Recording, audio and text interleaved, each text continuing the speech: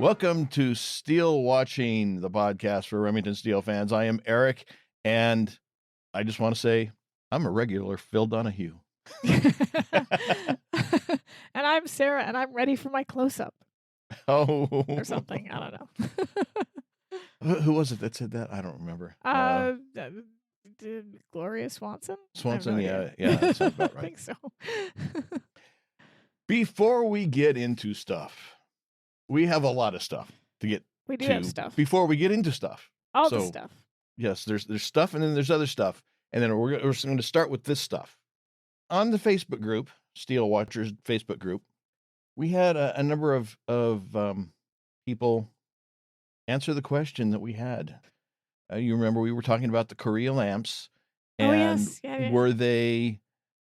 Because we'd first spotted them in Steele spawning when Bing breaks the lamp in Laura's office, and we could not remember having seen them in the show before. Well, the fans have spoken. We just weren't paying attention. Yes, they have spotted various versions of the Korea lamps on Laura's desk as far back as season 1. And of course, they posted proof of our negligence. However, it seems that Laura is just as careless and irresponsible and destructive to Korea lamps as Bing Perret is, because it seems like every photo that they posted in the Facebook group of one of the Korea lamps from the show is a different lamp. It's not the same. Keeps breaking them. She's got a stockpile in the back. It's just like, there goes one. Yeah, she buys them wholesale. Yeah. Anyway, and on the same subject of the Korea lamps, we got a comment from a Spotify listener. A Spotify listener. Hello, Spotify listener. It wasn't their me. What's that? It wasn't me. No, it wasn't you. No, it was not you.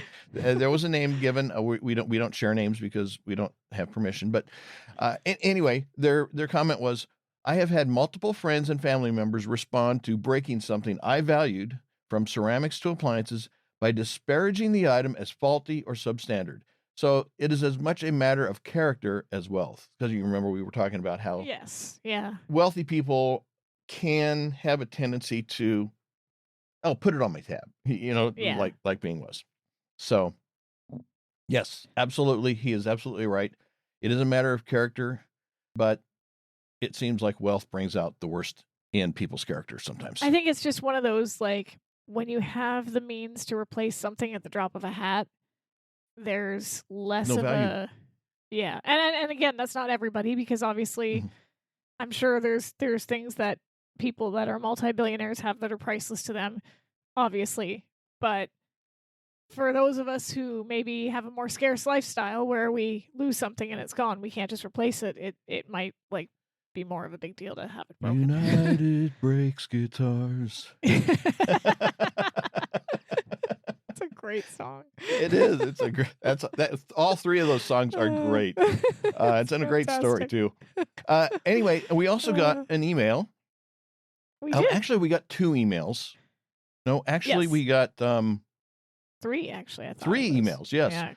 Yeah, one of them was a very extensive and detailed analysis of season 4, which we will get to. Yeah. But not here, not now. We will save it for this mythical top 5 for season 4 episode that Sara thinks she's hallucinating is going to happen. It's happening. It's going to happen.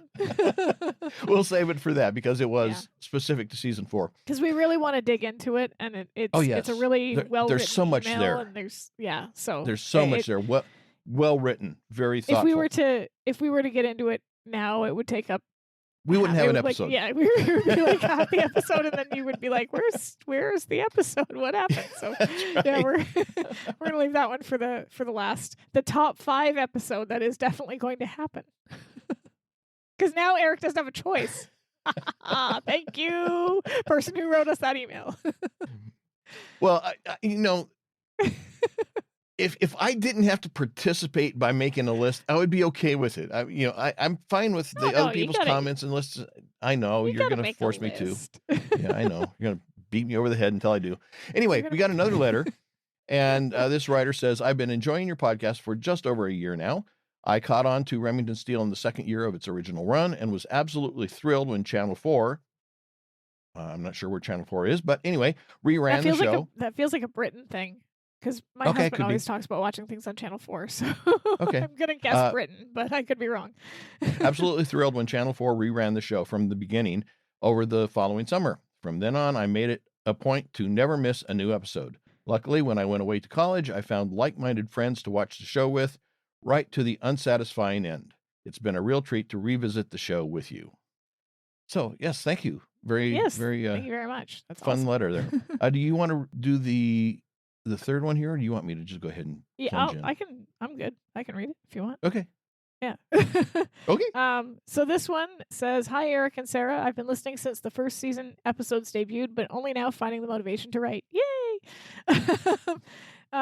This person wrote, "There is a lot going on in the world of SteeleWatching. Sarah, I love the Buffy references. Yes. No. I see. Now I knew I should have done this one, because then I could have just excised all of that stuff. No. See, I knew there was a connection between Buffy and I knew it. They wrote, I love that show too, and it's a crazy time for Buffy fans. It really is.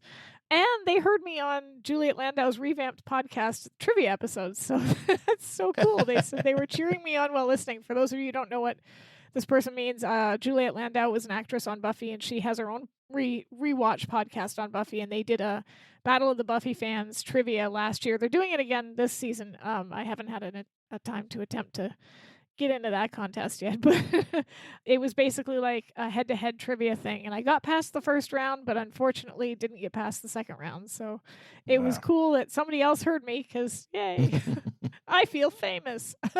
Your 15 minutes, eh? Yeah, that's it. That's all it is. And that's going to lead well into our episode today. But yeah.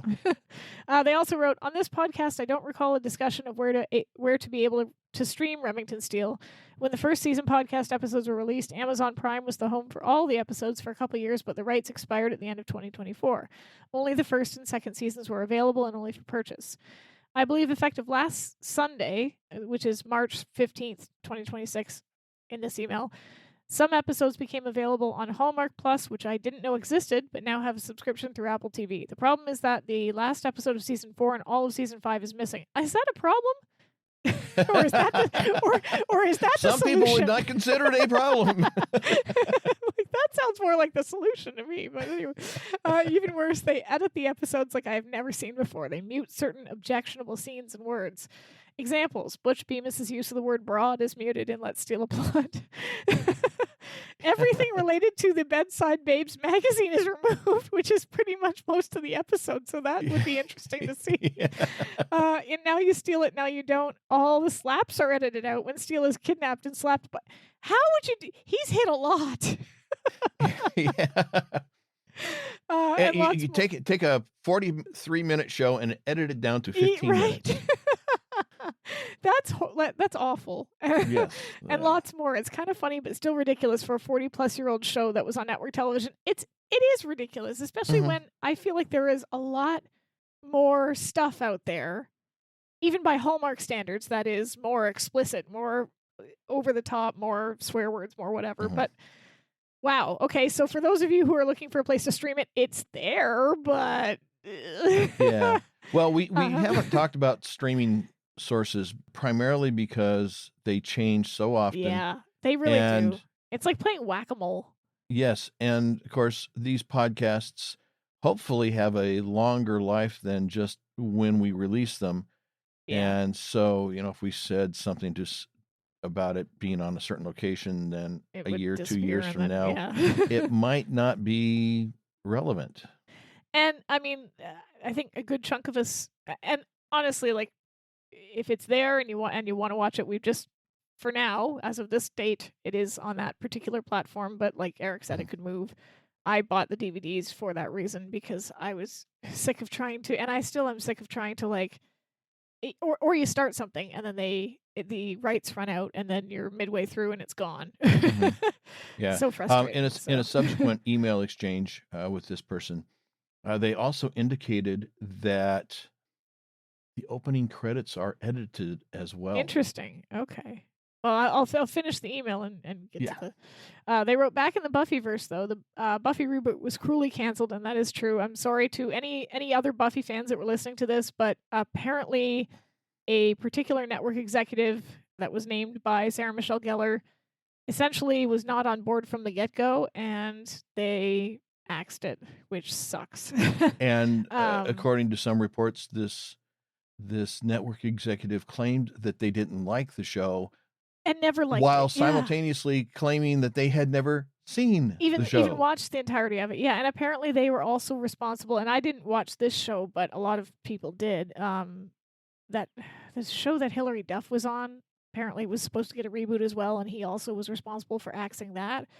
So this is looks like a pattern with this particular executive. So yeah, they wrote, I'm still hoping something might happen, but it's not looking good. That Hulu executive should be fired, I agree, or at least removed from any involvement with the project. In some good news, Firefly may get an animated series, but it's still dependent on fan support. I have mixed feelings about that, personally.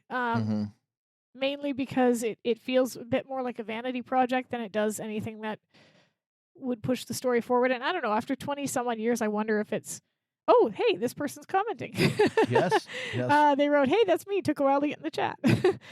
So yeah, they said, I appreciate your reasons for not mentioning streaming location. I wondered if I just missed you discussing it previously. Yeah, we hadn't, just because of what Eric said, I didn't even know it was available for streaming anywhere, frankly, because I'm just using my DVDs usually. So yeah, that's where it is right now, but apparently it's terrible. Tomorrow so it may not be. And the day after that, it's somewhere else. And yeah, so, and then the other part of the email, but the saddest news is the passing of Nicholas Brennan, who played Xander Harris. This is again for Buffy.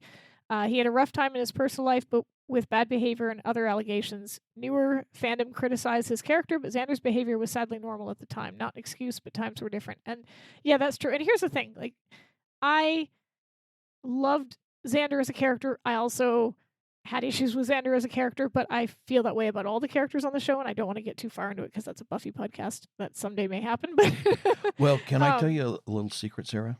Sure. People have the same dilemma with people in the real world. True. People this know. is the thing. People are flawed. People are messy. People are, and the actor as well as was indicated in the email, he was a victim of assault as a child. Horrible things were, happened to him, but then he grew up and became a perpetrator of similar violent assaults in his personal life, along with his addiction problems and stuff like that. So he was a complicated person, and there are complicated feelings about his passing, and I think that's pretty relevant. But it is sad to see anybody struggle with stuff like that. So yeah, that's all I'm going to say about that. But to wrap up my SteeleWatching comments, I can't believe we're nearing the end of the run of the show. I know. As of this writing, Steele in the Spotlight is scheduled to record tomorrow, which would be today. That leaves 5 episodes for season 4 and 6 for season 5, plus the top 5 episodes. See, people like them. No, they didn't. He didn't. This person did not say they liked them. They just referenced it because they know it's been something that has been forced on me. Do you know what they just wrote in the comments? Please make Eric watch Buffy, and that can be your next podcast. And I have thought about this. I have considered asking you to do. I have considered it. It has been considered. Well. I mean, I'm.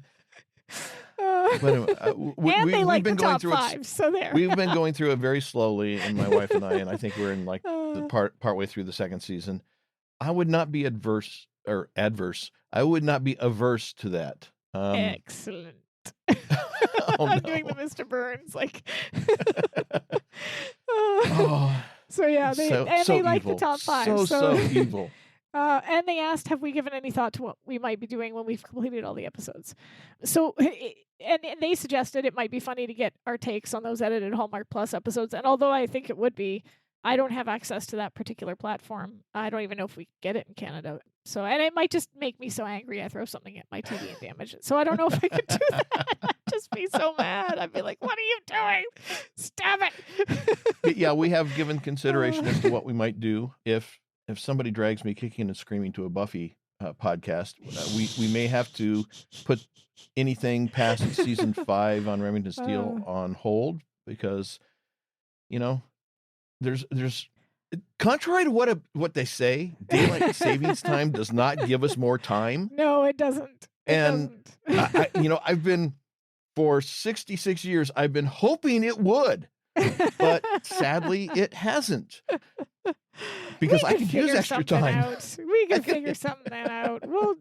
We do have a whole list of ideas and things that we're sort of mulling over and thinking about. We haven't come to any solid conclusions. We're working on it. Yeah. Is the answer there. And then the end of the email here. Remington Steele is my favorite show ever, and a lot of that is childhood nostalgia. I'm so grateful to both of you for the podcast. It's brought me a lot of enjoyment. I always look forward to new episodes. Thanks so much. P.S. Eric, I roll my eyes when you bring up a home improvement reference. Yes. Why would anybody roll their eyes at a home improvement reference? So I appreciate how some might feel with Sarah's Buffy references. Oof, ouch. It's your podcast, so you do you. See if you can work in more Firefly references. And I don't mind working in more I am all for Firefly references. Well, I'm not averse to it, but the problem is it was such a short run show that there's not a lot to draw on. So hey, there's a podcast, Firefly. Anyway. Anyway, I think we're done with this stuff, so let's get on to that stuff. And that stuff is Season 4, Episode 17, Steele in the Spotlight. Woo! First aired March 8, 1986, written by Carrie Lenhart and John Sackmer, and directed by Bert Brinkerhoff. And I think we did receive confirmation that Carrie is a male writer, correct? Yes, I believe we did, okay. Yes. Yeah. Because we were wondering about that. Yes. The answer. I went with the DVD liner notes because I thought that they were the best overall compromise between the TV guide and the original synopsis. A TV magazine show hires Laura and Remington to crack one of Hollywood's greatest unsolved mysteries, the disappearance of an actress following her best friend's death. So, there we go. That's a good one. Now, before we get started into the guts of the episode, there are some episode-related things that we need to discuss. First of all is a very, very roundabout London, Ontario connection. Yes, I was so excited when you pointed this out. Canadians are always excited to be no, it's serious. I'm true. It's true. Anytime we're mentioned in any pop culture, we're always like, "Yay, we exist! Yay, thank you for including us." It's kind of sad, actually. Actually, Canada is only a state of mind. It doesn't actually exist. That's true. I'm going to say the guest star in this episode. I know we've got a couple of others, but to me, the guest star is Rosemary, who plays Billy Young. Yeah. Now, she played a character named Sally Rogers on the old Dick Van Dyke Show from the 60s. Sally Rogers was based on a character, actually a person named Selma Diamond, who most people nowadays would know as having played Selma Hacker on the first 2 seasons of the NBC television comedy series Night Court. But she started her Hollywood career as a writer for TV shows, starting with the Blue Ribbon Town with Groucho Marx, and that turned into a 65-week tenure with Marx's own show. She also wrote for Camel Caravan with Jimmy Durante and Gary Moore, The Dren Show with Rudy Valley, Duffy's Tavern, The Kenny Baker Show. She also wrote for radio, the radio versions of Ozzie and Harriet for 20 weeks, became a staff writer with, one of the staff hired by comedy writer Goodman Ace to write for things like Danny Kaye's 1940s radio show. She wrote for The Big Show, a 90-minute weekly program hosted by Tallulah Bankhead, collaborated with cartoonist Gil Fox, writing for his Genie comic strip that ran daily in the New York Herald Tribune. Moved back to television as one of the writers for Sid Caesar and Imogene Coca's Your Show of Shows, as well as Sid Caesar's Caesar's Hour, which earned her an Emmy nomination. And of the Canadian connection, she was born August 5th, 1920 in London, Ontario, Canada. Woohoo! Yeah, you point out all those accomplishments and we still get overshadowed by the fact that Justin Bieber was born here. So hey, you got to take the bad with the good. Unfortunately, yeah. Now, I do want to do something that we don't normally get into, and that is a little bit of a deep dive on a guest star. And I think in this particular case, it's warranted. Rosemary, she is old Hollywood. Not in the same way that people like Dorothy Lamour, Virginia Mayo, Lloyd Nolan from previous episode were, but still very much so, and I think overlooked. She was born in 1923. She was an actress, a singer, comedian, vaudeville performer with a career spanning 9 decades. Holy cow.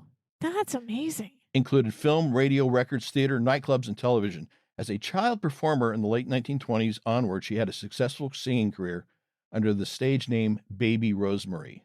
Huh. In the late 1920s... Not to be confused with Rosemary's Baby, I hope, because... In the late 1920s, at the age of 3, she started performing under the name Baby Rosemary. At 5, she was offered a 7-year contract and became a radio star on the NBC radio network, made a series of films. She, at that time, had a deep voice and never sounded like a child, and so there were people who thought she was really a 30-year-old midget. Oh, dear.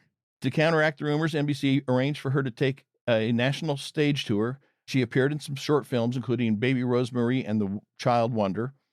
Baby Rosemary, the Child Wonder, a Vitaphone short. And between 1930 and 38, she made 17 recordings, first issued in March of 1932. It was accompanied by Fletcher Henderson's orchestra, one of the leading Black American jazz orchestras of the day. Huh. And around this time, about age 7, she began hanging out with guys like Bugsy Siegel and Al Capone. Oh, wow. Okay. The mob boss, apparently the mob bosses loved her. And in fact, Capone even insisted that she call him Uncle Al, and told her that if she ever wanted anything, ever needed anything, or ever had any problems with anybody, just call him, let him know, and he'd take care of it. Well, those are some people to have in your corner. I'm not saying good people, but they're people. She continued to appear in films through the 1930s, making shorts and one feature picture with W.C. Fields. She entered adulthood, began doing nightclub jobs, lounge performances. She was the opening act for Bugsy Siegel's newly built Flamingo Casino and Hotel in Las Vegas. The first headline act that they ever had there. I mean, that's how big she was. Because of the Flamingo's organized crime ties, she had to seek permission to perform in other casinos, but remained loyal to the boys at the Flamingo for the rest of her life. Huh.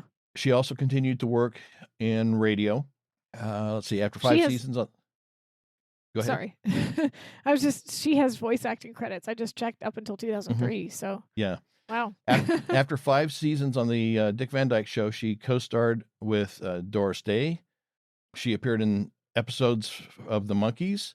I love that show. Later, she had a semi-regular seat on the upper center square of the original version of the Hollywood Squares, and because contestants tended to pick corner squares first, the phrase Rosemarita Block was uttered so often, she frequently joked that she should legally change her name to that.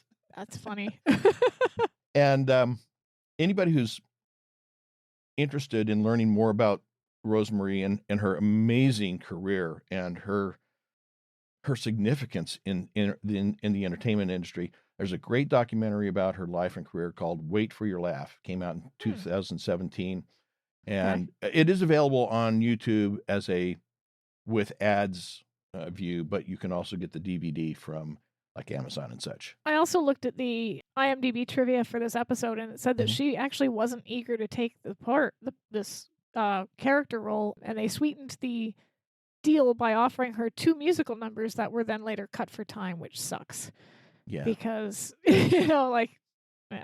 Yeah, she was a great singer. In fact, if you go back to the original Dick Van Dyke Show, there's a number of episodes where various members of the cast sing, and she sings in a number of them. And she's got a great voice, very distinctive in the way she handles her voice and singing and such. So, yeah, it's a very interesting career, and like I said, very much a fixture in old Hollywood. Even though her name these days isn't necessarily thought of in the same way that some of the other actors from that same era are. I think sometimes, and we've talked about this before, that one of the greatest strengths of this show has been some of their guest stars, because it's very easy for shows of this type to basically just hire, whoever they can Walks in the audition door. for. Yeah, because there's usually the assumption that that part's not that important, as And they important can be had for you know, cheap. Exactly, but in this case, they keep getting these really good, whether they were super well known or not super well Mhm. known. Like Peter Jurasik in Dancer, Prancer, Donner, and Steel, I don't think would have been as well known then as he was later on for things like Babylon 5, Mhm.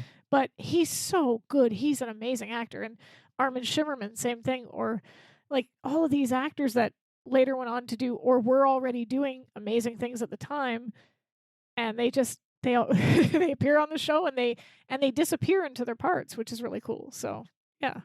Yeah, some great guest stars. Anyway, let's go ahead and get into the episode. It starts with a fade in to the interior of Sally Benson's apartment. Now, we don't know yet who Sally Benson is, but we do know that it's night. It's 1956, and the picture we see glows with the saturated color and warmth reminiscent of a Kodak color print of the era, particularly a Kodachrome print. Anyway, as the camera moves through the apartment, we see several 1956 Life magazines strewn about and a newspaper whose headline proclaims, "Ike leaves for Summit." A Coke bottle is on the coffee table, sitting next to a lipstick marked glass with melted ice and a pill bottle.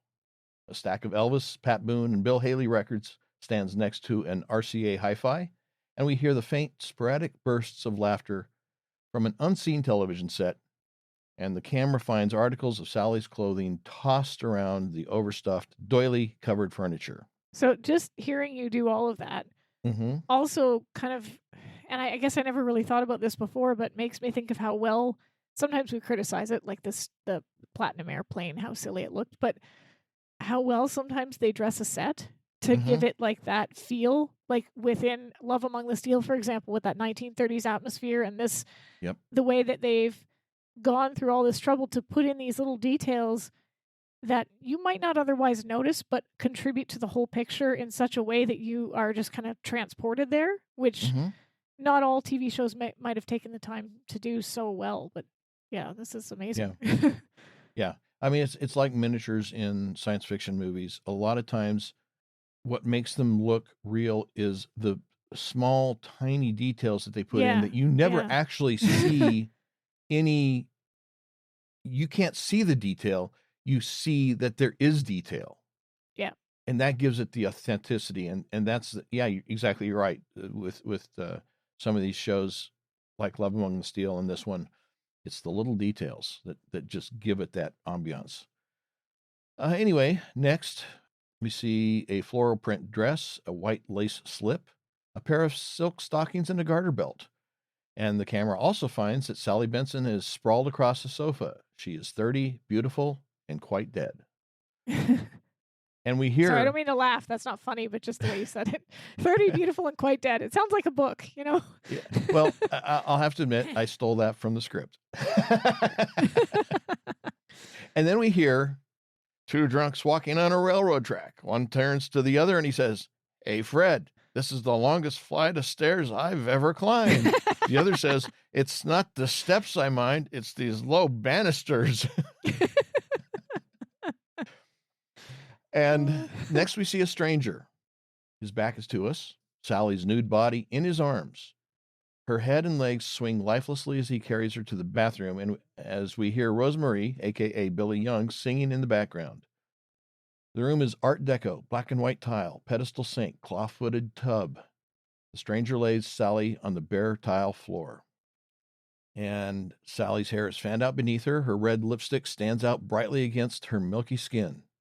And we see the medicine cabinet. The mirrored door swings open too quickly to catch the stranger's reflection as he takes a clean razor blade from the shelf. Next, we see the stranger kneeling beside Sally, razor blade in one hand, and he takes her wrist in the other. Not to nitpick this dude, but like when they dust for Prince, he's not wearing any gloves and he's putting the razor blade in her hand and his prints are Well, all over it. this is in the early 19s, you know, That's so true. That's true. Yeah. But 1950s. didn't they still So, have the like print dusting capabilities? Ellery Queen certainly did. probably, but yeah, they might not have. Yeah, if they didn't have any reason to That's true. If they question if it, it looked like they, a suicide, yeah, yeah, that's a good point. and let's face it, we know both from the previous episode and from reality that sometimes, Yeah, that's a good point. people's investigations of crimes, it can be directed certain ways and can be kind of, Fair. you know, it's not a Fair. problem. Here, Steve, go take a nice vacation. Fair enough. Yeah. Anyway, Cool. next we are looking through the partially open bathroom door as we see Sally's bare, shapely legs, and the stranger steps across them and comes toward us. Seen only from the waist down, we move with the stranger as he crosses the room and passes a tiny screened television in an elaborate cabinet with hinged doors. As the stranger leaves, we hold on the television's fuzzy black and white picture. And we cut to see the same black and white image of Billy Young. Yay. Love the transitions in this episode. Sorry, I Oh, was just yeah. waiting for this because like almost every single scene Mm-hmm. has this beautiful transition where they will hold on one image and it turns into something else in a Yep. different place, in a different time, or what have you. And it's just really, continuing. really well done. Yeah. Yeah. Yeah. So you see the image of Billy on the television set from the 1950s, and then it's the same image at the same Yeah. place on this brand new monitor Yep. in the agency offices. It's just really well, like all of these transitions are so well done, and that's, it's something that we don't know. Again, I don't think people would normally clock it, but that's the director's choice, because the directors, they get the scripts, but then they choose how to interpret visually those scripts, and it's like the one for the comic book one, Steel Illustrated, or Illustrated Steel. That director, she decided to get really creative with how those comic strips were depicted, and this one's really creative with the transitions too. So I just wanted to point that out. Yeah, and so as the image pulls out, we see that it's a modern TV monitor, or actually a modern video monitor, on a stand with other video equipment, and we also see a brunette woman. Some places she's referred to as redhead in the transcript that I have from the. She looks like a redhead to me. I saw it as red. It's hard to tell, but to me it could have been in between. But anyway, she's there, and then there's also a blonde man wearing a silk jacket, the back of which reads the LA Spotlight, and we of course recognize that we are in the agency's office, and Laura and Steele are there as well. We see that the video monitor is on a mobile equipment rack, and as the song on the video monitor ends, we hear the applause from the video, and then Laura, Steele, and Mildred, and the as of yet unidentified brunette woman, who we will learn is named Windsor Thomas, which is an unusual first name, especially for a woman. Yeah, well, and also anyone who's ever been to Windsor, Ontario, oof, ouch. Wouldn't want to be named after that city. No offense if there's anyone listening, but it's kind of the armpit of Ontario, so. Well, so Windsor Thomas, along with Steele, Mildred, and Laura, and the blonde man, who we will learn is named Kyle. There's always a Kyle. No offense to They Kyles, join in the applause.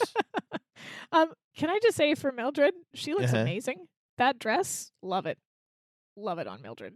Just saying. Yeah. I mean, we don't normally comment on Mildred's clothes because it's usually the same kind of dresses, but I don't know, something about that red sash, like against the black. It's like, go Mildred. She's looking to stand out, is all I'm saying. Yes. Well, Mildred admiringly says, "What a set of pipes. You should have heard her sing Where or When." Now, in the script, the song referenced is I Can't Get Started. Huh. Curiously, Where or When is from a 1937 musical called Babes in Arms by Richard Rodgers and Lawrence Hart. The musical includes a character which is a former child star named Baby Rose Owens. Oh. You want to tell me that's not... Don't try and tell me it's a coincidence. I won't buy it. Yeah, that's like a wink. So I think the fact that the song reference in the script was changed to the song that we get is intentional, because there's a connection there. Rosemary didn't star in this musical, but I think the character in the musical is definitely a reference to her. Anyway, grinning, Steele responds to Mildred's adulation with a somewhat sardonic, "Really?" And Laura's surprised that Mildred is familiar with all this. It makes sense. This woman would be way closer to Mildred's time than anybody else's. Yeah. Like, I don't know why they'd be surprised by that. Plus, Mildred, we've seen in past episodes, is up on her pop culture. She saw Sonia and Gerald Steinmetz on Mhm. Merv. She watches PBS like she's Mhm. and yeah, I don't know why that's a surprise to anybody, frankly. Yeah.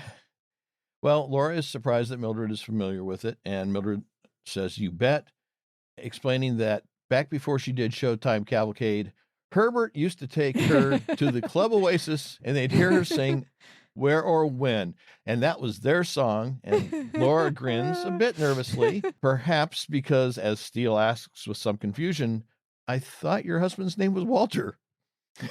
I love Mildred. It was, she confirms, Yeah. as if she doesn't understand Steele's confusion, and then with annoyance asks, "You think that schlub would take me dancing?"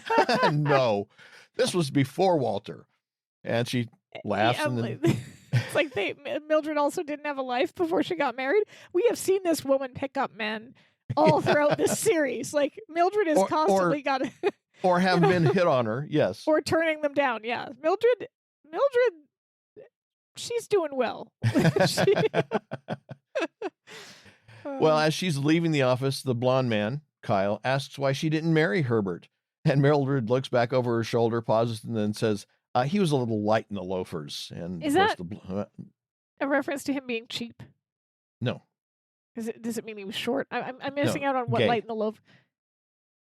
Oh, wow! That one flew right over my head. Yeah. Okay. Yeah. Now, in the script that we have, which is from several months earlier than the episode was shot and released, it's a little bit of a less direct reference, with Mildred saying that, hey, that was 1956. Back then, the secret word for a girl was security. Oh, okay. So she was a beard. Got it. Okay. Yeah. I had never heard light in the loafers as being a reference for. I was trying to figure out what that meant. I was like, cheap, short? I don't get it. Nope. Okay, that makes sense. Mildred closes the door behind her as she leaves. Steele reaches over and picks up a publicity photo of not Billy Young. Don't know who it is, but I know who it isn't. It's not Billy Young. Not the first time they've had a little boo-boo like this. Anyway, Steele asks what happened to her as he and Laura lead the other two to the couch. "Good question," Kyle says. "We'd like you to find her," Windsor adds. Laura wonders why. And despondent, Kyle realizes that they haven't been following the station's promotion campaign. Windsor explains that she and Kyle are hosting TV Reunion Week. LA Spotlight is gathering the casts from some classic 50s TV shows like Showtime Cavalcade. And, of course, Steele realizes fairly quickly that the problem is they can't locate Billy Young. So Windsor turns to Steele, giving him a seductive smile, telling him that he certainly cuts right to the heart of the matter. I don't like Windsor. I'm sorry. I don't like her. I have mixed feelings. I do though. I do have mixed feelings about Windsor, because there are points where I really like her and I understand why she's doing what she's doing. There are other points where I really don't like her. Stick with that. Yeah. Stay with the hate. I'm not going to stay with the hate. I like complicated characters, so I'm good with my mixed feelings about Windsor, but I don't hate her. Well, Steele, eating up the flattery and the flirtatiousness from Windsor, despite the fact that it's so obvious that it's put on. Oh, for sure. He suggestively says that it's all part of the investigative game, to penetrate, to probe. They love that word, don't they? Yes. I bet the Hallmark Channel is gonna censor the word probe. Probably penetrate too. I mean, let's face it. Well, my question is, what's Steele doing? I mean, he's got a good thing going with Laura, who's, in my opinion, miles and miles ahead of Windsor. I mean, she's obviously all fake up, and her personality is as fake as her face. Have you met Mr. Steele, though? Have you met him? It's not that he wants to get with Windsor, but any woman that is going to... Mildred. Well, I know. Okay, Mildred followed him around flattering him. He loved it. He eats it up. This is not a matter of like, I want to sleep with her because she's hot. This is like, oh, there's a woman flattering me? Do go on. That's who he is. And it's a good way to set Are up... you talking about men in general? No, I'm talking about Mr. Steele in general. I mean, this is a good way to set up. This is this is a fantastic way to set up what happens to Laura as well. So it makes a lot of sense to have him like sitting there like, oh, tell me how wonderful I am. Keep going. Yeah. Okay, fine. Anyway, Kyle, yeah. who is obviously inured to Windsor's approach to journalism, flatly asks, so you'll find her? And Steele, barely able to take his eyes off of Windsor, says, oh, yes, just a matter of hours. And not certain he believes it, Kyle responds, super. How? Well, and of course, playing on her supposed allure, Windsor asks, yes, Remington, how? Adding that she's this. fascinated. She's just and this is funny too, because she's just enjoying watching him squirm.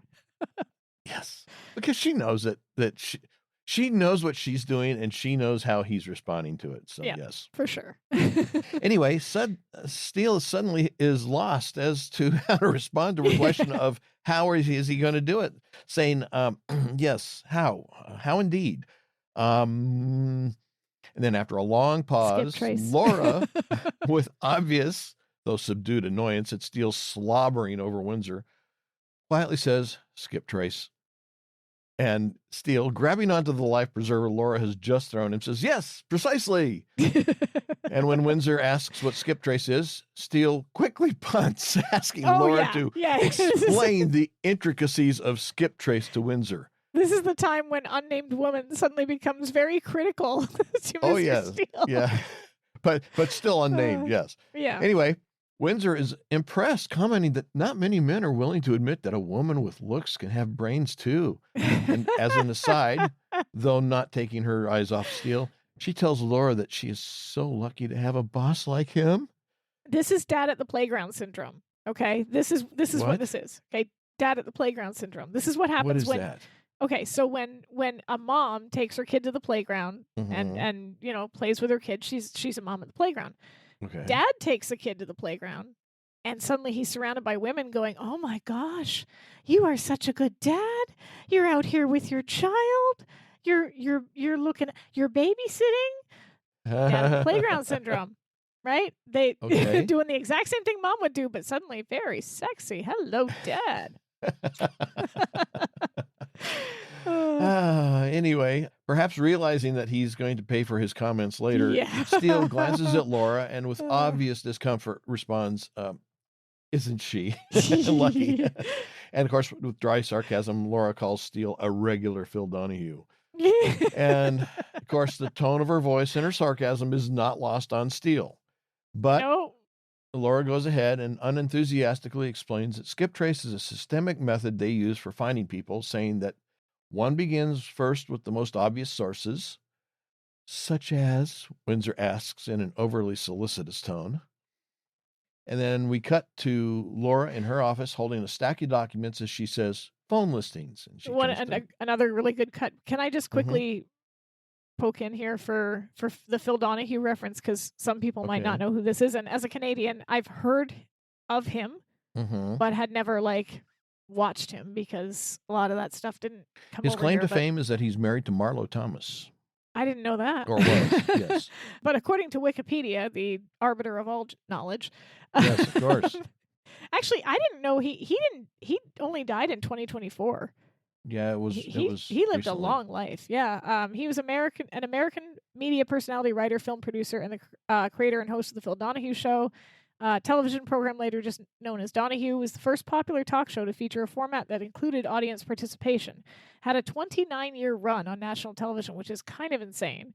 And his shows often focused on issues that divide liberals and conservatives in the United States, such as abortion, consumer protection, civil rights, and war issues.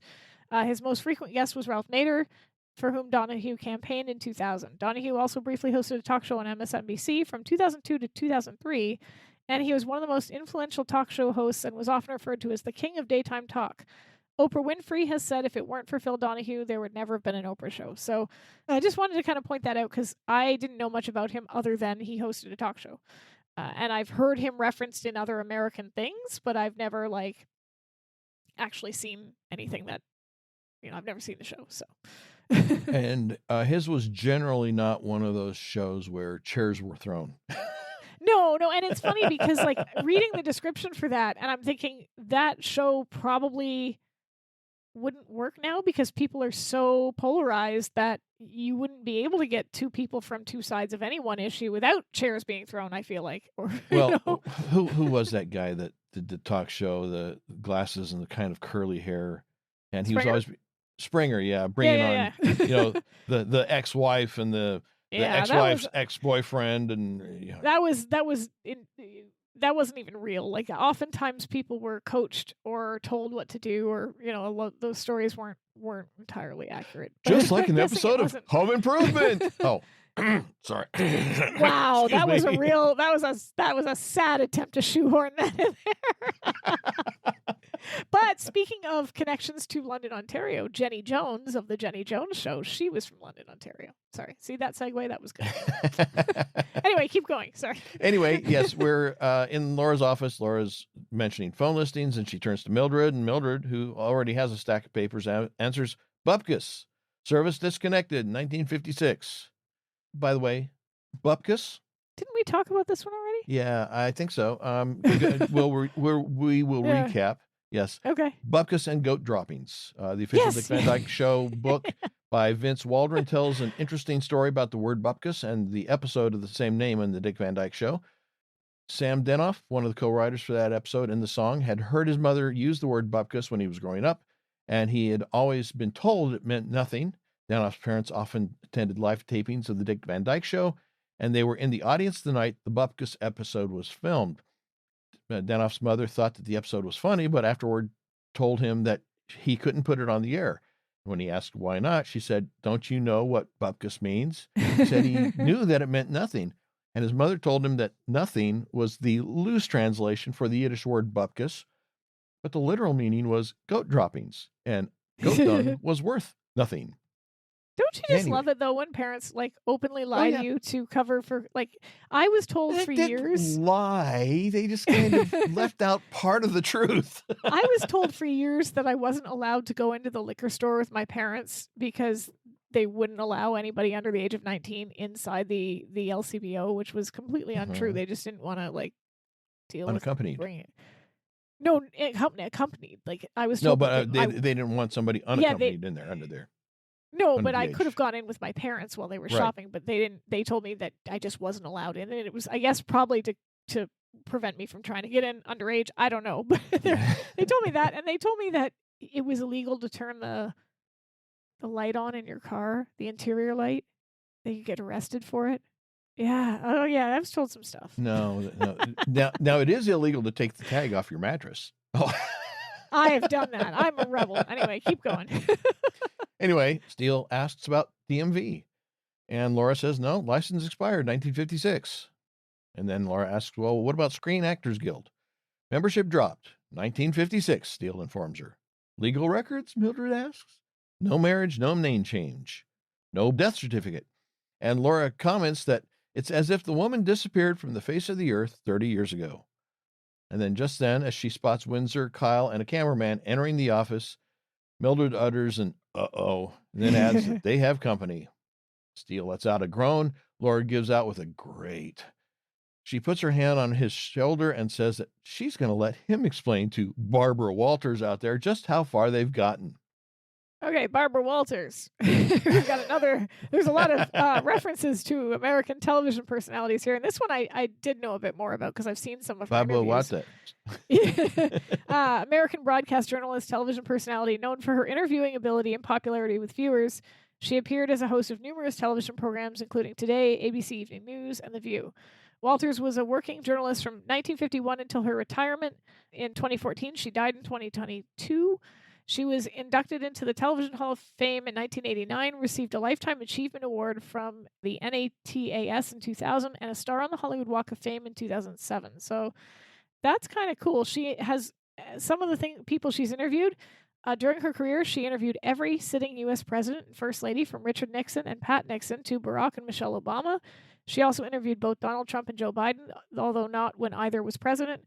And she gained acclaim and notoriety for interviewing subjects such as Fidel Castro, Anwar Sadat, Katharine Hepburn, Sean Connery, Monica Lewinsky, Hugo Chavez, Vladimir Putin, just Saddam Hussein, and like Bashar al-Assad. So she's interviewed some people. Wow. Mhm. Can you imagine having the chance to sit down and talk to all of those different types of people for like interviews and stuff like that? That would be crazy. What's even crazier is that if you ever heard her talk, she had a Yeah, slight yeah. speech impediment. Oh yeah, I've heard And her. yet, despite that, she managed to make her way in the Yeah. media. I think it humanized her. I think somehow it made her able to ask questions that other people might not respond as well to. But I don't can know. imagine that at the time that she was breaking in, that was a Oh, challenge. for sure. Yeah. Yeah. So anyway, yes, as I said, that Laura puts her hand on Steele's shoulder and lets him take the explanation. But then, with a sudden modesty and of course trying to avoid responsibility, Steele Yep. reminds her that this is her agency, and she pushes him up from the chair and toward the door into the office and reception, and telling him to go. Yep. And he walks into reception, Laura and Mildred following, and cheerfully greets his guests. And Windsor apologizes for being late. Their remote segment ran a little longer than planned. Nude skydiving Kyle explains with a shake of his head. Tough to cover. I'll bet, Mildred comments with a slight attitude. I'm just trying to picture how that works, because you've got to secure the pack to yourself. So that's going to get in some crevices. And Well, I don't know. Yeah, especially when those lower straps are around your leg. Yeah. That was what I was trying to avoid. Yeah. That's why I think I covered that with crevices. Well, no, you cover crevices with something else.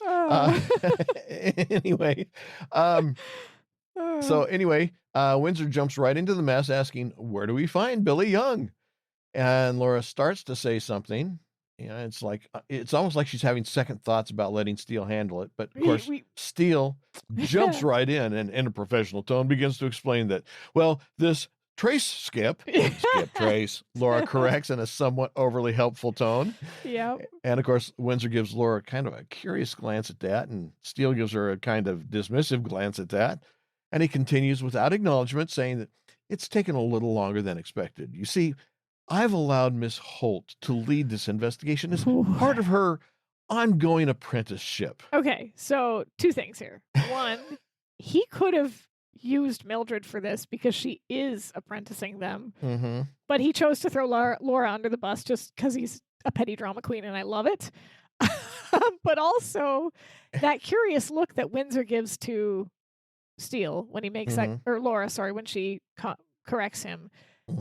Part of the reason why I have mixed feelings, because I think she clocks here that Laura is actually maybe not the owner of the agency or anything, but she's smarter than Steele is making her out to be, and smarter than. And Steele's maybe not quite as smart as. Yeah, that maybe he's not as competent because she's used to working with. I'm not gonna say incompetent men, but she's used to being underestimated. She's used to having people see her as one thing, even though she's trying to break into news and do some more serious I will stories. say it for you. She's used to working with men who take credit for her work.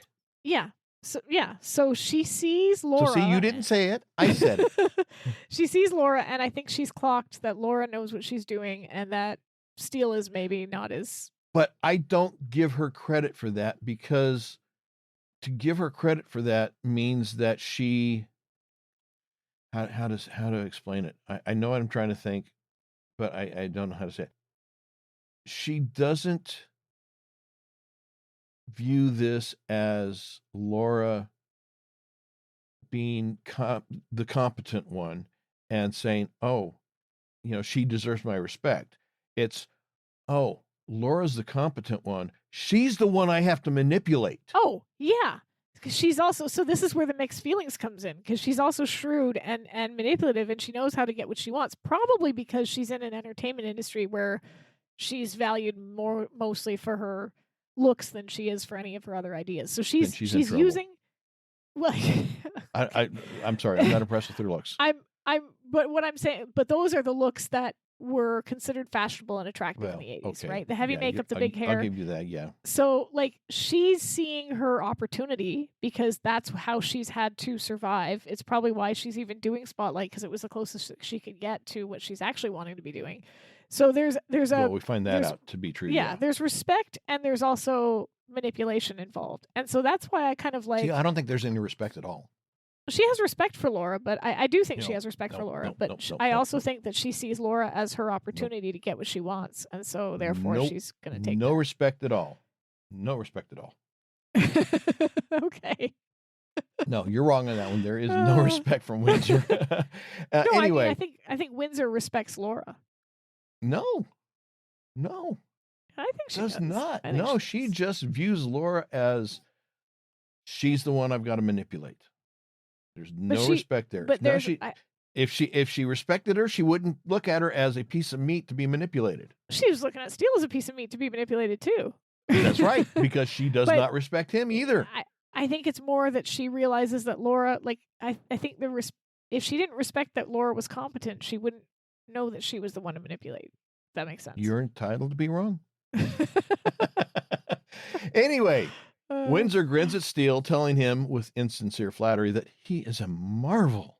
And Steele gives a grin of false embarrassment. Oh, please throw me into the briar patch. Dip me in chocolate and throw me to the lesbians. Sorry. Okay.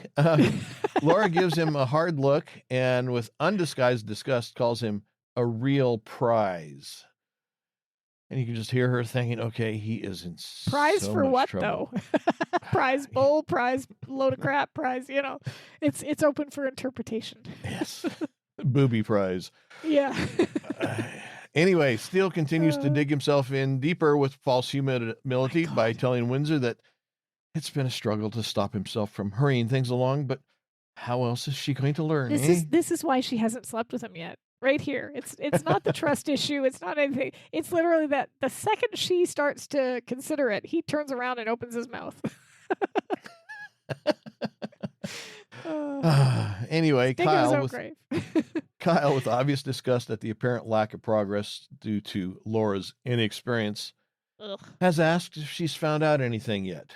Well, Windsor and Steele look to Laura as well as Kyle, while the cameraman continues to stand back from the group, and apparently he's not getting paid except as an extra, so he can't join the rest of the actors.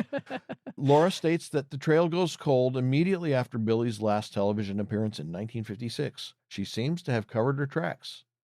And, of course, Windsor seizes on that phrase, saying, covered her tracks? You mean she's deliberately disappeared? And Laura nods, saying it's a possibility. Their preliminary check shows that she simply vanished. Now, Windsor begins tapping her fingers together, a gleeful look on her face as she begins to pace. Then she turns and exclaims, it's terrific! It's great! And Mildred is confused as, why is this great? And Windsor begins waving her hands in the air as if spreading out her ideas in front of her. Tonight, on Alley's Spotlight, beauty, talent, she had it all. What happened to Billy Young? She's not Sex wrong. and drugs, Kyle growls with a lascivious grin on his face. Yeah. But here's the thing. She's not wrong. That is entertainment. That is, everybody loves an unsolved mystery. There's a whole TV show called Unsolved Mysteries, right? Mm-hmm. So the minute you have an unsolved Hollywood mystery, that's even more intriguing to people. Even if they had never heard of her prior to this, it would be fascinating to watch. And she's right as well when she says it doesn't matter if they find her or not, because that question is the more interesting part of things. Clickbait. In fact, Clickbait. It's clickbait before there was clickbait, because it's almost better if you don't know the answer, because then it lingers in your mind and you can do. If you don't solve the problem, you can benefit from the problem. Pretty much. So I can see why she would be absolutely thrilled with this, because, like I said, it's almost better if they don't find her, because then people can't be disappointed by the answer.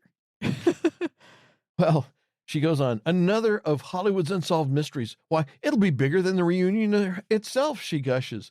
Then she asks if she can follow the investigation. Watch a crack detective grapple with a 30-year-old puzzle.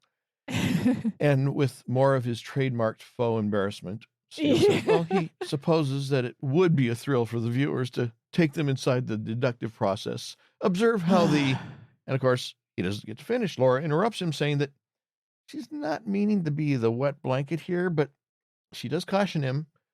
What if they can't find Billy Young? And I think that's a subtle reminder to him that, hey, it's her agency and she's supposed to be the one making this sort of decision. Well, I actually think it's also her, like, pointing out that if they're literally having cameras follow them around and they don't solve the mystery, it might not look great for the agency. It's similar to Well, that's you know, part of what she's yeah. what I'm meaning here by saying it's her agency, and yeah, she doesn't want to get into that. But I think also maybe she's seeing the effect that Windsor's having on Steele, and she wants to just cut that thing off right now. Sure. And that was not a Laura and Remington joke.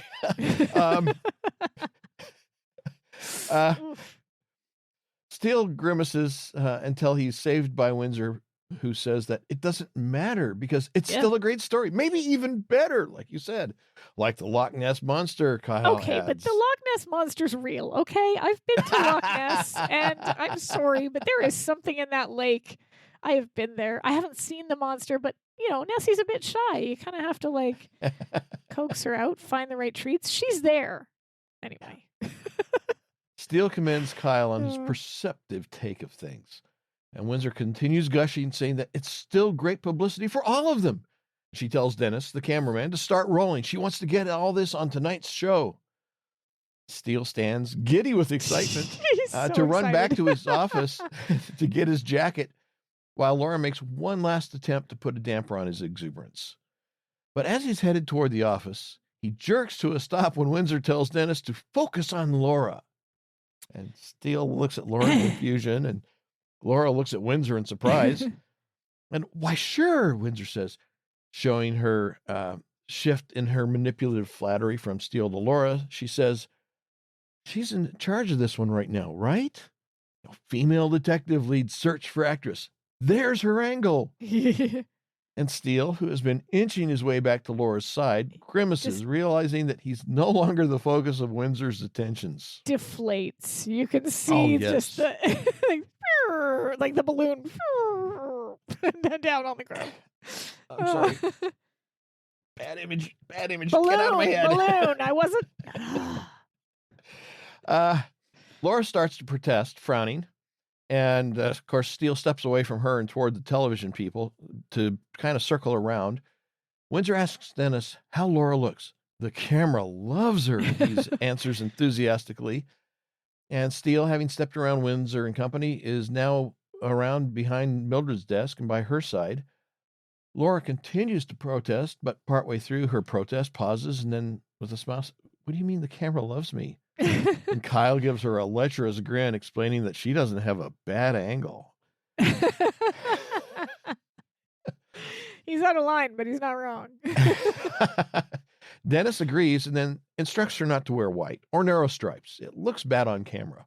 Which is funny because she's on camera right now in white, and we've commented before how I think she looks good in white. So yeah.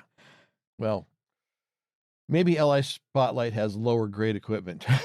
Maybe, yeah. Windsor grabs her microphone, steps over to stand beside Laura, then begins speaking to the camera. This is LA Spotlight, talking with Laura Holt, detective partner of Remington Steele. Laura, what do you plan to do to solve the 30-year-old mystery of Billy Young? And with a nervous lightheartedness, Laura laughs, saying that she hopes to solve it quickly. And Steele gives kind of a half-hearted smile in response. Mildred smiles, turns to look at Steele, and then frowns at his attitude and facial expression. And in a somewhat more serious tone, though still casual, Laura explains that there really aren't any shortcuts to this kind of work. They just have to use good old reliable shoe leather. And of course, Windsor responds, I'll bet you do. And trying to ingratiate herself with Laura through flattery, her go-to for manipulation adds, tough job for a tough woman. And then she asks, what's your next move? And as Laura begins to answer, we are suddenly seeing the interview on television, sitting on a cabinet. Camera pulls Another great back transition. The camera pulls back to reveal a room cluttered with cabinets, bookshelves, a coffee table, and a man sitting in a padded chair holding a folded newspaper, smoking a cigarette. A man who we will learn is named Jake Slater. And from the script, I love this line. This script has a lot of really good descriptive stuff in it. Script says, 30 years ago, this place was the Cat's Pajamas. It hasn't changed. 30 years ago, Jake was the Cat's Pajamas too. That's good. I like that. Anyway, he's motionless as he listens to Laura say that they will question anyone who knew Billy Young. old friends, contacts, acquaintances, people she worked with. And on the screen, we see the camera move in on Laura. As the man hears Laura promise that if Billy Young is out there, Remington Steele Investigations will find her, he pulls the cigarette from his mouth, angrily smashes it into the ashtray on the side table beside him, slams the newspaper down, and then stands. He stomps across the room to a cabinet as we hear Windsor on the television implore that if anyone watching has information regarding the whereabouts of Billy Young, to please contact LA Spotlight at 555-4321. The man pulls a wooden box out of the cabinet that he's moved in front of. He sets it down on a side table, reaches over to pick up a key from the cabinet that's the TV is sitting on, turns back to the box, unlocks it, and then opens it. He reaches in, pulls out a cloth bundle, and as we hear Kyle announce, "That's all for tonight's LA Spotlight. Join Windsor and I tomorrow when we check out the latest fitness craze to sweep the Southland." From the script, nude aerobics. I'm sensing a theme. Can I just point out what I wrote down for Okay. Actually, did you say what happened with the gun yet? No, Okay. I'm going to say the man opens the bundle and pulls out a revolver. He opens the cylinder, checks that it's loaded, snaps the cylinder closed, and then shoves the gun down his pants. And my notes say, we see the man pull a gun out of the box and put it in his pants. Eric's favorite place. Yes. If you want to shoot your junk off, this is how you do it. That's how you do it. Yes, it is. Yeah. Next, we see a close-up studio portrait of a very young Billy, and hear Laura speak. "Thank you for calling us, Miss Vance." And then, "She was such a lovely girl, don't you think?" is the response that Miss Vance gives as the camera moves down and focuses on an inscription at the bottom of the photo. "There were never such devoted sisters. All my love, Billy." We cut to see Laura and Steele standing next to a piano. The piano has pictures sitting on the top, including the one we just saw, and sitting on the bench of the piano is Patsy Vance. From the script, Patsy Vance, a faded star of television's live age, now in her late 60s, forgotten and wishing to forget the last 25 years. The living room, like its owner, was once grand, but suffers from neglect. We can almost smell the must. There are photographs everywhere and other memorabilia from Patsy's performing days. It's as if all life stopped in this house somewhere around 1960. Another great description from the script. It is a really great description. And again, another really fantastic set dressing for this apartment, because you can see that. And you can see it with the way that Miss Vance is dressed. And like the actress that plays her is fantastic, but just like all of it is really well done. Yeah. Anyway, Laura, looking at the photograph, comments that it's an unusual inscription. After all, Patsy and Billy weren't sisters, were they? And Patsy chuckles and explains, "No, that's our song, our signature on the show. Oh, the audience loved it." And she sings the first phrase of the song to Laura and Steele, and then seems to disappear into her memories. When Laura calls her name, Patsy returns her attention back to Laura, but it's as if she's lived far more moments in her past in the last few minutes than have actually passed in reality, as she picks up the song at the end of the chorus. "And Lord, help the sister who comes between me and my man." And as she concludes, she begins laughing, happy to be reliving the moments. Steele claps, Laura nods, a stiff smile on her face. And after applauding and telling her bravo, Steele reminds Patsy that she told them on the phone that she could tell them where Billy was. And she corrects him, saying that she didn't say that, just that she knew Billy very well.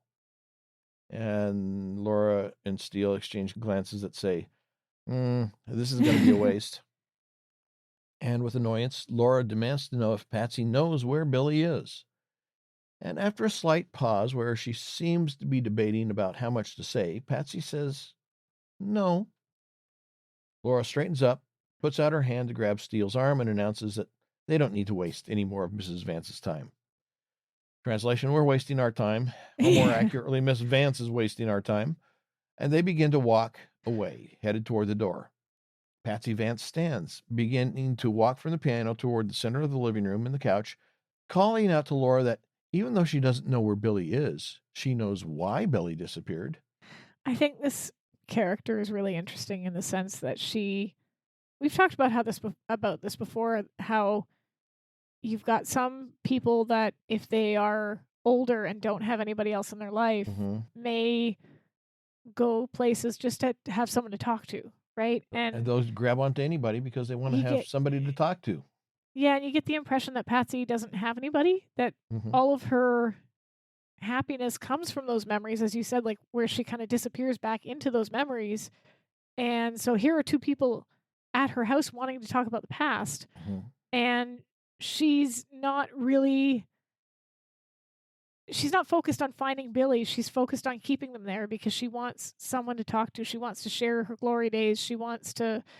I don't think it's I don't think it's I think she's just lonely. I don't think it's just that she wants to share her glory days. I think she wants to relive her glory Yeah, days. okay, that's better wording for it. But yeah, I think she's lonely and she doesn't want them to go, so she's finding anything she can to string them along. She does end up helping them. She does, but yeah, she's definitely kind of in her own little world there. Yeah. Through and most of this conversation. It makes her kind of this sort of sad and tragic figure, even maybe more so than Billy, because she had all this fame and she just never had any happiness beyond it. Like she just kind of like faded away, and so did her sense of self, which is kind of sad. Yeah. And she's using the conversation here to keep them there and to draw them back in. Yeah. You know, she'll give them just a little bit of a nugget and she'll realize as they're trying to leave that, okay, that wasn't enough. So she gives them a little bit more, feeds them a little bit more, the carrot on the stick. It's not a Buffy reference, but this one kind of, I don't know why this popped into my head because it's not really the same thing. But did you ever watch Schitt's Creek, the show Schitt's Creek? So Schitt's Creek was a Canadian television series, but it kind of like got a bit of worldwide fame, and it was about this like really, really rich family that gets arrested for, or no, they don't get arrested, but they get caught for embezzling or something like that, and all their stuff gets taken away, basically. They're left homeless, and the only thing they have in the world is this town called Schitt's Creek that the dad purchased for his son as a joke. And so they have to actually go to this town and they end up living in a motel for the entirety of the series, where they kind of have to rebuild their lives and their sense of self. And there's one episode where the mother, who's played by Catherine O'Hara, who just passed away as well, she's an aging former soap opera actress. So all of her kind of big glory days are behind her, but there's a false rumor about her death online. And she's so excited that there's a false rumor about her death, and even more excited when it looks like nude pictures of herself might have been leaked on the internet, that she's like, you think she's desperate to find these nude pictures because she wants to get them taken down, but it's the opposite. She wants more nude pictures of herself so that the whole world can see how beautiful. And it's played comedically, but at the very end of the episode, she speaks to this character, Stevie, who kind of like helps run the motel. And she gives her this advice, and it's kind of like weirdly beautiful and kind of sad advice, because she says to Stevie, take 1,000 naked pictures of yourself now. And she says, you may currently think, oh, I'm too spooky, or nobody wants to see these tiny boobies, but believe me, one day you will look at those photos with much kinder eyes and say, dear God, I was a beautiful thing.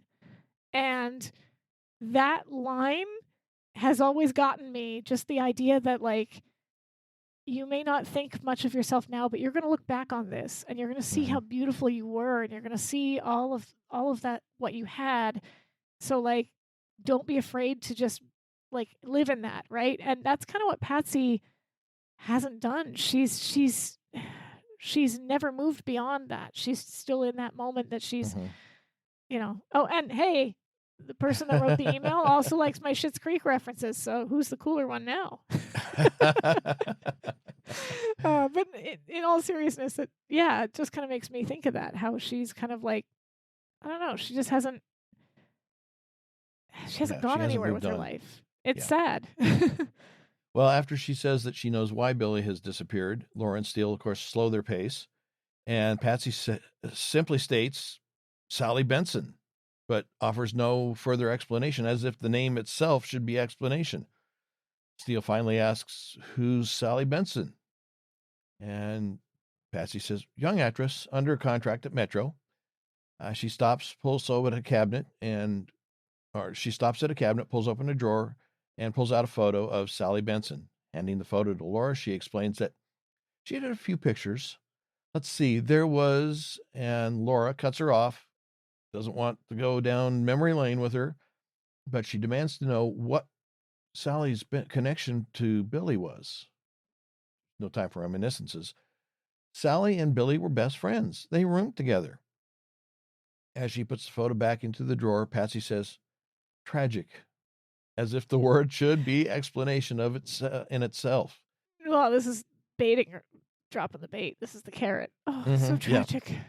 Yeah. Steele finally asks, why is that? Sally killed herself, Patsy informs him as she sits on the couch. Poor Billy was shattered. She decided to leave Hollywood and never come back. I told her she was making a mistake, but she left. Lou, he tried to find her, even sent a detective after her. Lou? Steele questions. Lou Mackler, Billy's agent. And Steele puts his hand to his mouth in a gesture. And Laura has a look of surprise, asking, Lou Mackler, the head of Baxter Broadcasting Group? And Patsy affirms that Laura's information is correct, explaining that he was an agent back then and he lost a valuable property when Billy left. She could have gone places, then adds, he never found her. And with sudden urgency, Steele thanks Patsy, telling her that she's been very helpful and very gracious.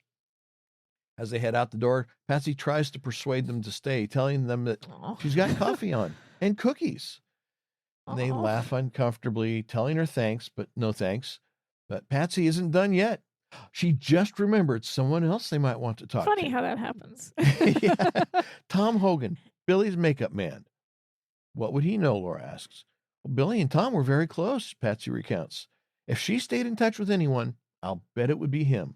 And it's interesting that she points that out because in a lot of the podcasts that I've been listening to that are other rewatch podcasts for other TV shows, if cast members come on or if they're hosted by a cast member, a lot of them will talk about how they had very close relationships with the makeup people on the show. Todd McIntosh was the Buffy makeup person, and Juliet Landau has talked about him, as has some of the other cast, and it's mainly because you sit for hours sometimes in the makeup chair, especially if it's like a science fiction series where there's prosthetics involved. That's what you do. You talk to them, you become friends with them, you get to know them really well, especially if they're, you're collaborating with them to design the makeup for your character or what have you. So this makes perfect sense that she would be close with the makeup person for the show. Well, not only what you said, but if you think about how TV shows are shot, they're in front of the camera, they're acting their parts, cut, okay, let's do it again, great, next scene, they go, they don't have a lot of time to interact with other people. No, on the show. Yeah. The only people they really have extended periods of time to interact with anybody with is during that time that they're getting makeup done. And so the people that are around them while they're having that makeup done, the makeup artists are the ones they're going to be talking to. Yeah, so it makes perfect sense. The bartender hearing all of people's troubles, the makeup people. Yeah. So anyway, after Patsy says that if anybody stayed close to Billy, it would have been Tom, Laura seems to make a quick calculation in her head and then asks if she can use Patsy's phone. Patsy points out a phone in the entry. Laura steps out to go to the phone, leaving Steele with Patsy. And walking back toward the piano, Patsy says to Steele, though walking away from him, that she was right, wasn't she? Right? He asks in return. Billy should have stayed here. She reaches the piano, then slowly sinks down onto the bench. Then with a slightly pleading tone tells Steele, people don't forget a star. Oh. And Steele, leaning down next to her at the piano, softly assures her that no, people don't forget a star. This is beautiful. Like this little scene, this is what we mean by like the guest stars, because this woman has 2 minutes in this episode, maybe 3. And this small little moment as Laura goes out to use the phone and Steele's left alone with her is just this gorgeous little, like, she's vulnerable and her voice is trembling slightly and she's asking him if people are going to forget her. And exactly. That's not how she says it, right? But like that's what she wants. That's what she needs. Yeah. And he understands that, and he kind of gives her that reassurance that she needs. Mhm. Like, it's really sweet. Didn't Yeah, need to be there, you know? and that's exactly what I had written down, is that she's wanting to be reassured in her fantasy that people haven't forgotten her. Yeah, and it's just like that didn't need to be there. Laura could have gone out to use the phone, and it she could have kept offering Steele cookies, or it could have stayed comedic. And Mhm. instead it went for this beautiful, Sweet. touching moment of like Steele telling her, "No, no, no, you're okay. People remember." And that, I don't know, that's just gorgeous. I loved it. Mhm. Yeah. Well, next, it is night. My body's weak. I'm on the no, sorry. Uh, Okay. uh, that's Christopher Cross. I'm sorry. I don't know how Yeah. he got in my head there. We see the rabbit headed down the main street. Laura is telling Steele that they should visit Tom Hogan now and then Lou Mackler in the morning. But Steele isn't really paying attention. He calmly says, Sunset Boulevard. And Laura shakes her head, correcting him that no, Hogan lives on Beechwood Drive. Gloria Swanson, William Holden, Paramount, 1950. That's what this case reminds me of. Trapped with 30-year-old ghosts. It's just creepy. But Laura isn't buying it, suggesting that maybe it's the fact that someone else is enjoying the spotlight for once. I'm ready for my close up from Sunset Boulevard. I was right. It was Gloria Swanson. Sorry. It just, when you were saying that, and it's funny because I had completely forgotten that that movie was even referenced here. But it's like, wait a minute. Anyway, go ahead. He asks if she's implying that he's jealous. No, not jealous, but perhaps envious.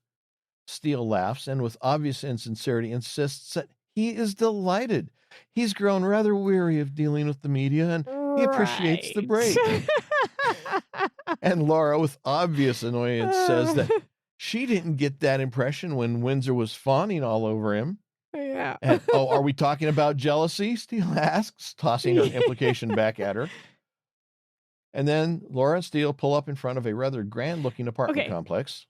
Hey. Before we go there, this Okay. that moment here where he says, "Oh, are you accusing me of being jealous?" No, envious. And then he shoots it back at her, and they kind of laugh, and they share this like moment of agreement. This is why these are those little moments we were talking about in season 4 that kind of show that intimacy is there, that they're not the same characters they were in season 1, because in season 1 there would have been more irritation that lingers. There would have been more, and I'm not saying it doesn't, because there are moments in this episode, but like that kind of like little spot right there where they both kind of realize, oh, okay, we're maybe a little bit jealous of each other. It's sweetly acknowledged, and then they just carry on with their day. I kind of like it. Well, anyway, unbeknownst to them, a figure is in the apartment building somewhere, watching as they walk up the path toward the front entry. As they approach the entry, a suspicious man in a trench coat and hat, head lowered high at his face, walks out. And then we see it's Jake. As he walks some distance away, he slows, then pauses, then looks back toward Laura and Steele. Inside, Laura and Steele approach apartment 214. Laura knocks on the door. They wait for a response, and then after a few moments, Laura looks at her watch as Steele bends down to examine the deadbolt lock. Yes, there are fresh scratches on the face of the lock. Laura comments that it's odd he hasn't answered. He said he'd be here. Steele suggests that they weren't the only ones who wanted to see Mr. Hogan, as he directs her attention to the damaged locks. He absently turns the doorknob, and the door opens slightly. He gets a something isn't right here look on his face. And they open the door more fully to the apartment, and it's dark inside. Laura calls out to Tom, Hogan, but there's no response. They step into the apartment a short distance. Laura reaches over to find the light switch and flips it on to reveal Tom Hogan is on the floor, unmoving, surrounded by the obvious signs of a struggle and a ransacking. They move in to examine Hogan, gunshot wound to the chest, blood running from it. Steele checks the neck for a pulse. No success. Steele begins examining some of the items on the floor beside the body, mostly mail. Over the desk, Laura is pursuing a similar task. She notices a phone and reaches for it, but as she grabs it, it slides back on the desk, revealing an address book. Just then, Windsor, Kyle, and Dennis appear in the doorway of the apartment. They immediately realize that this is great! What a story! And she tells Dennis to start filming. Stunned, Steele stands, looks at Laura, and asks, "Who invited them?" Well, we come back from a commercial break, and the story is playing out on the television screens. Windsor is speaking. The 30-year-old mystery of actress Billy Young took a grotesque turn this evening when private investigator Laura Holt discovered Billy's former makeup man brutally murdered in his Hollywood apartment. Oof. And as we hear her words, the image on screen moves from the body on the floor up to Windsor and then Laura. Who looks But deeply uncomfortable at this. Yeah. I know that slightly. I think she does. And I think she looks so I think she's more looking like I wasn't expecting this. Not necessarily Yeah. uncomfortable, but just more of a taken by surprise type thing. I think it's a mixture of both. And I have my issues with Laura a little later in the episode, but until this point, I don't have any issues with the way she handled things, because in her mind she was just getting an interview, and that's what Spotlight wanted to do. They wanted to follow the progression of the case. So it made sense to call them and say, "Hey, we're going to go and interview Tom Hogan." Certainly wasn't expecting to find Tom Hogan dead. And so that part, I think this should have been the moment where Laura kind of went, "Okay, we're cutting this. We're not doing this anymore. This is and she does look uncomfortable, but yeah, this is kind of the point where it should have been the end of it." Yeah, I'm not sure she really looks all that uncomfortable, but anyway, as we see her and Windsor on the screen, we can see that Steele is standing behind her talking to a detective, but he takes the time to glance over his shoulder periodically toward the television camera and Laura and Windsor.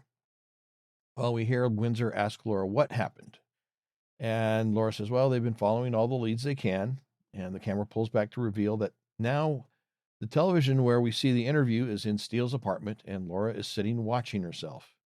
As the interview continues, Laura on the screen states that actress Patsy Vance, one of Billy Young's former colleagues, told her, but Steele has been repeatedly glancing at her as she's being interviewed, and upon Laura stating that Patsy told her, Steele and Laura briefly lock eyes, prompting Laura to amend that. Patsy told Mr. Steele and herself about Tom Hogan, Billy's former makeup man, and they came right over, but somebody had beaten them to him. It's maybe not a great idea for her to reveal the witness that pointed the way to Tom Hogan. Yeah. Especially since Tom Hogan has now been killed. Maybe it wasn't a good idea to invite Windsor in the first place, but we'll get to that, I guess. Anyway, as the interview has progressed, the camera has pulled out to reveal that not only is Laura watching herself on the television, Steele is standing next to the television.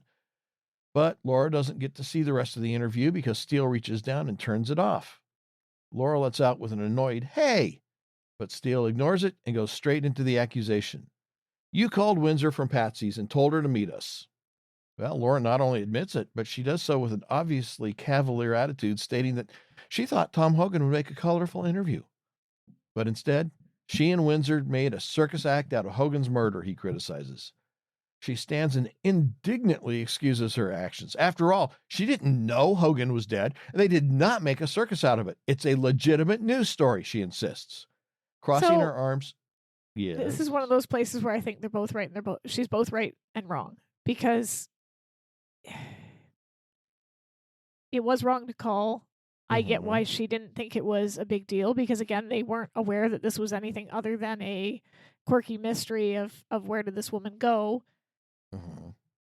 It is a legitimate news story. Should they have been there before the police? No. No. It's one of those things where it is a legitimate news story. It's a murder. That's a news story. But it should not have been covered the way it was covered when it was covered. It should have been. Not only that, but once there was murder involved, Laura probably should have stopped talking to Windsor so freely. For sure.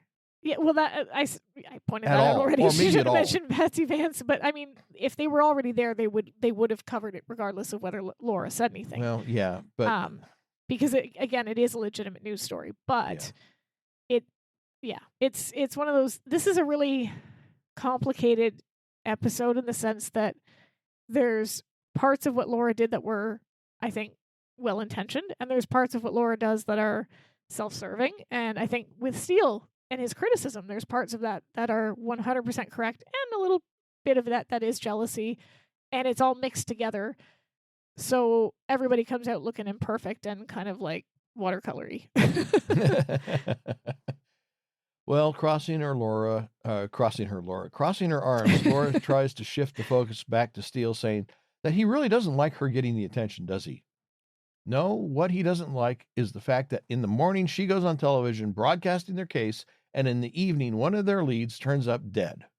Fair point. Choosing to miss the point, Laura angrily asks if he's really implying that she's somehow responsible for that. Steele tries to respond, perhaps somewhat inaccurately, by starting to say no, he's not implying that. But I mean, really, can it just be chalked up to a coincidence? You don't announce your plans to your opponents so that they can take preemptive actions.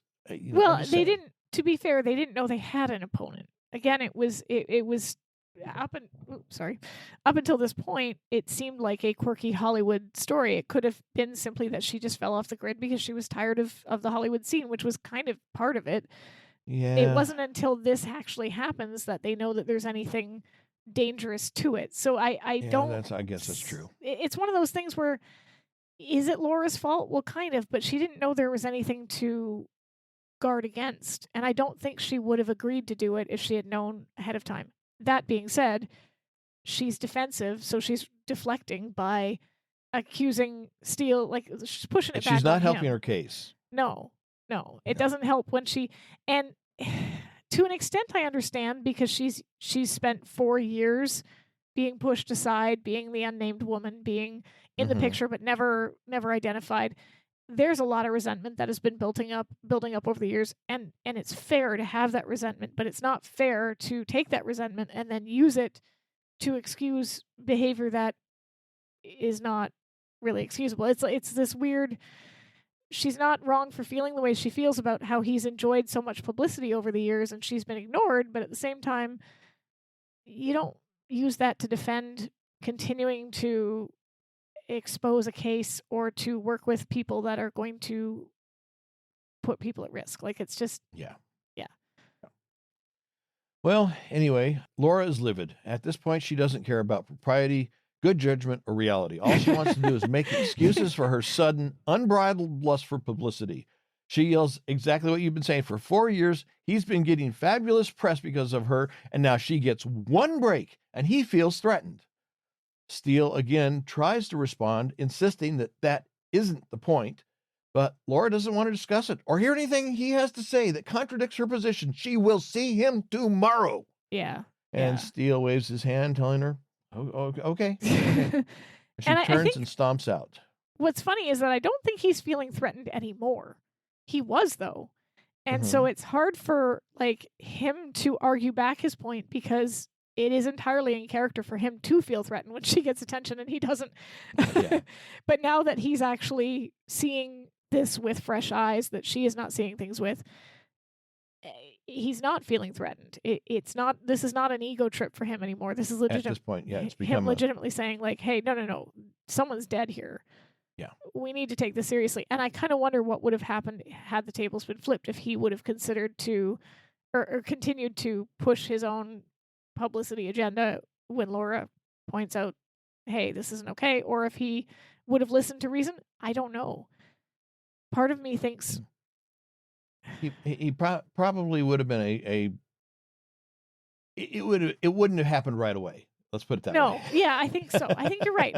But I do think it maybe would have happened a little bit sooner, and not because he's better than her or because she's an awful person or anything like that, but I think it's because he often sees the humanity sometimes a little bit before she does. And that's why he was the one to reassure Patsy that no one forgets a star. And especially when it comes to old Hollywood, I think, because look what happened with that season, I think it was season 1 episode with Veronica Kirk. And he kind of understood her in a way that nobody else could. I think he can see elements of people that others can't. And so I think maybe he would have come to a little quicker, but she does eventually. She does kind of clue in eventually. So yeah. Anyway, next we are in the offices of Lou Mackler of the broadcast of the BHP. Next, we are in the office of Lou Mackler of the Baxter Broadcast Group. Say that fast 10 times. It's the BBG. Not the BBC, it's the BBG. Windsor is loudly pleading her case, reminding him, when you hired me for Spotlight, you knew my heart was in news. Well, this is the closest thing to a news story I've seen in 2 years. There's even a dead body. Now, what about Spotlight? Lou asks. Kyle can do it. Fluff is his forte, she tells me. Lou laughs, calling Kyle a boob. Windsor changes her tactic, more gently saying, come on, Lou, one chance. Let me prove I can do a story where all the people keep their clothes on. Lou gives it some thought and then says, fine, one chance. Blow it, and he doesn't want to hear any more about her switching to news. So this is one of those points where I think that it gives Windsor a little humanity, because we later realize that Lou Mackler has been manipulating women in the Hollywood business for literal decades, to the point of it resulting in Sally Benson's death. He's a piece of slime. He's the epitome of the casting couch, and he knows exactly what Windsor wants, and he's going to dangle it in front of her and basically get her to do his dirty work in order to finish off Billy and get rid of any ties to his crimes from the past.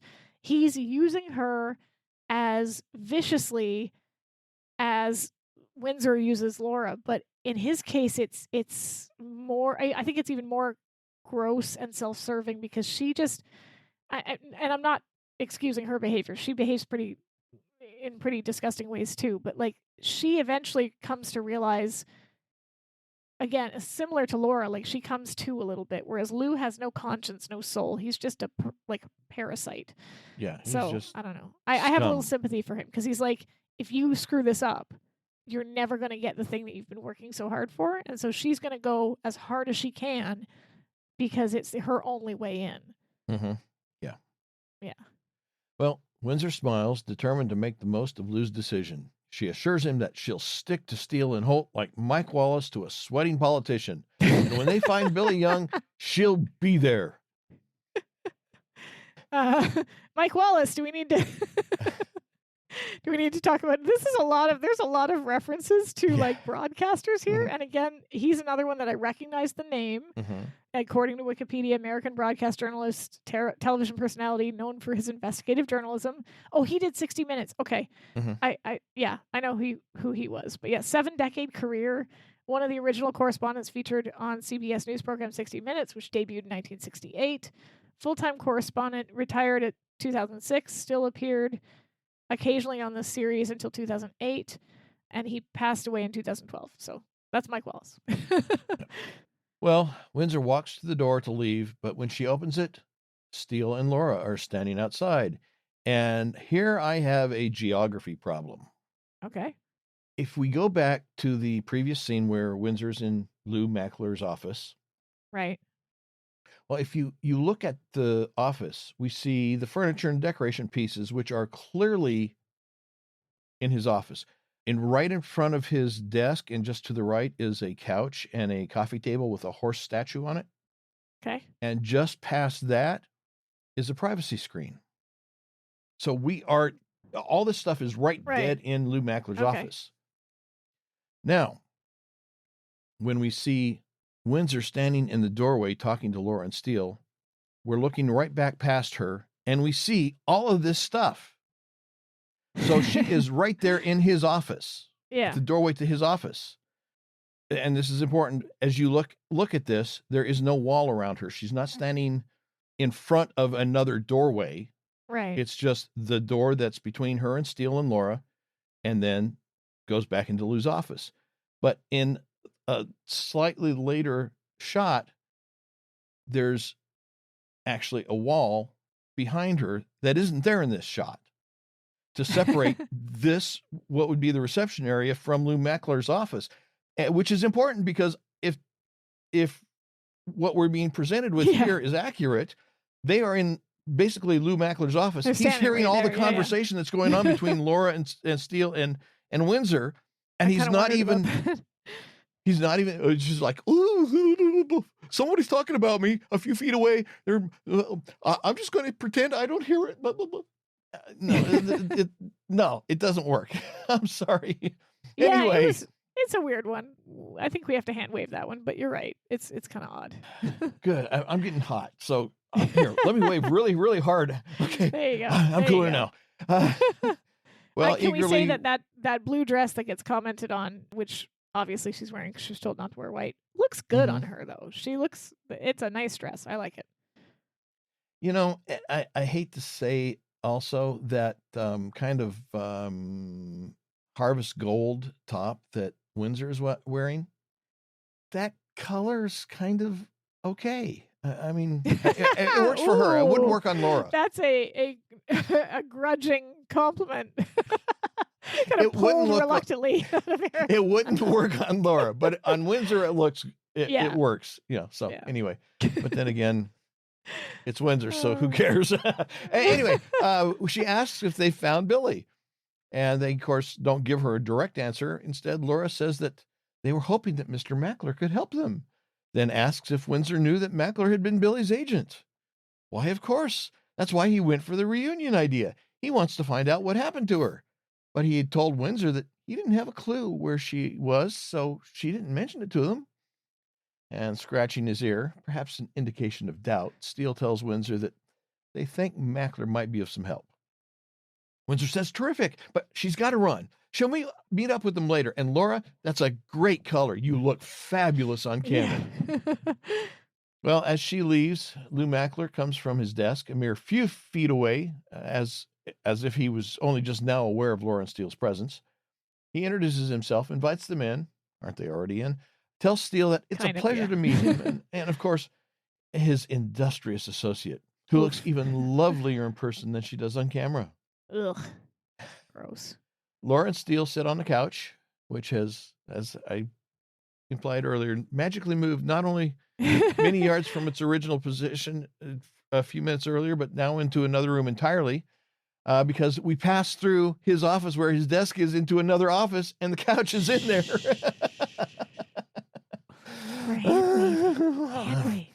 Hand wave. I'm the guy who does. I love blueprints from things like Star Trek and such. I Yeah. love the blueprints of the set designs and the layouts. And I'm sorry, when this stuff just bugs me when they get it wrong. Anyway, That's fair. That's fair. You would have been one of the guys looking for the toilets on the Enterprise. I get it. I had the blueprints that showed them. Yeah, I know you did. That's why Actually, I still have them. They're up there. Anyway, Mackler says that he overheard Windsor tell them that he doesn't know where Billy went, so how could he be of service? And Laura says that they understand that he had hired a private investigator to find Billy 30 years ago. He confirms, saying that there were some contracts and payments, and he pauses, and we can see that his mind is reeling back through the years. He sighs and then resumes, saying that there was something about Billy, not just talent. A lot of people have talent, but she had something special, something that then he seems to suddenly regain a sense of place and returns to the present and clears his throat, telling him that the detective never found her. Laura asks if, he's a really good actor, actually. Lou Mackler, not just the actor playing Lou Mackler, but Lou Mackler himself. Yeah, he is a good actor.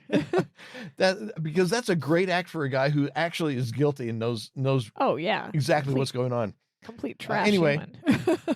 Laura asks if Mackler remembers the detective's name. He chuckles, saying that he does because it always reminded him of a character in a Raymond Chandler novel. Yeah, The name it was does. Slater. Jake Slater. Yeah, it is. It's that classic, It's a very private eye name. very 1940s film noir. Yes. Laura and Steele stand, thank Mackler for his help, and then head out. But just before they leave, Steele stops and asks how one goes from being an agent to running the Baxter Broadcasting Group. Well, Mackler spreads his hands as if it should be obvious, laughs, and tells Steele, by marrying Pauline Baxter. Ugh. Yeah. Well, next we see a pair of hands with a stack of envelopes that clearly have letters in them addressed to Tom Hogan. The return address is from a Chelsea Nash, P.O. Box 386, Twin Pines, California. The hands in question are grabbing letters from the stack and throwing them. Then the camera pulls back and we see that the hands belong to Jake Slater, who is squatting in front of a fire, which is where the letters that he is throwing are going. The sound of a doorbell ringing startles him. Outside of the house, we see that Laura and Steele are at the front door, and it was they that rang the bell. But when there's no answer, Steele steps a few feet away from Laura, looks around, and takes note that the car is there, and there's smoke coming from the chimney, and suggests Laura try the bell again. She does. Inside, we see that Slater has given up trying to burn the letters and other documents individually and completely, and throws the remaining ones on the fire all at once. He grabs a small log, pokes at the fire, trying to hide the documents in the fireplace. And then when the bell rings yet again, he turns, grabs his pistol, shoves it down his pants again, and then dons his sweater to hide it. As he walks to the door, the bell continues to chime, and we see a photograph of two women, one of whom is Billy Young, the other Sally Benson, as it burns in the fireplace. At the door, he opens to Steele and Laura and promptly growls, "It ain't broken." I'm surprised that they kept ringing the doorbell and didn't just jimmy the door and go in, because that's usually the MO if they can't get in somewhere. Well, but they knew he was in there, so it would have been a little bit presumptuous. I mean, if nobody's home, it's fine to break in, but if somebody's home, it's impolite. Ethics. Steele asks Jake Slater, and Jake responds, "Who's asking?" Steele introduces himself and Laura, after which Slater curtly tells them that he's not interested and starts to close the door. Laura calls out to him that this is very important. Slater opens the door to look at her and coldly asks, "Why?" "It concerns the old case of yours," she tells him, and then asks if they can come in. He taps his thumb against the door frame for a moment and motions them to come on in.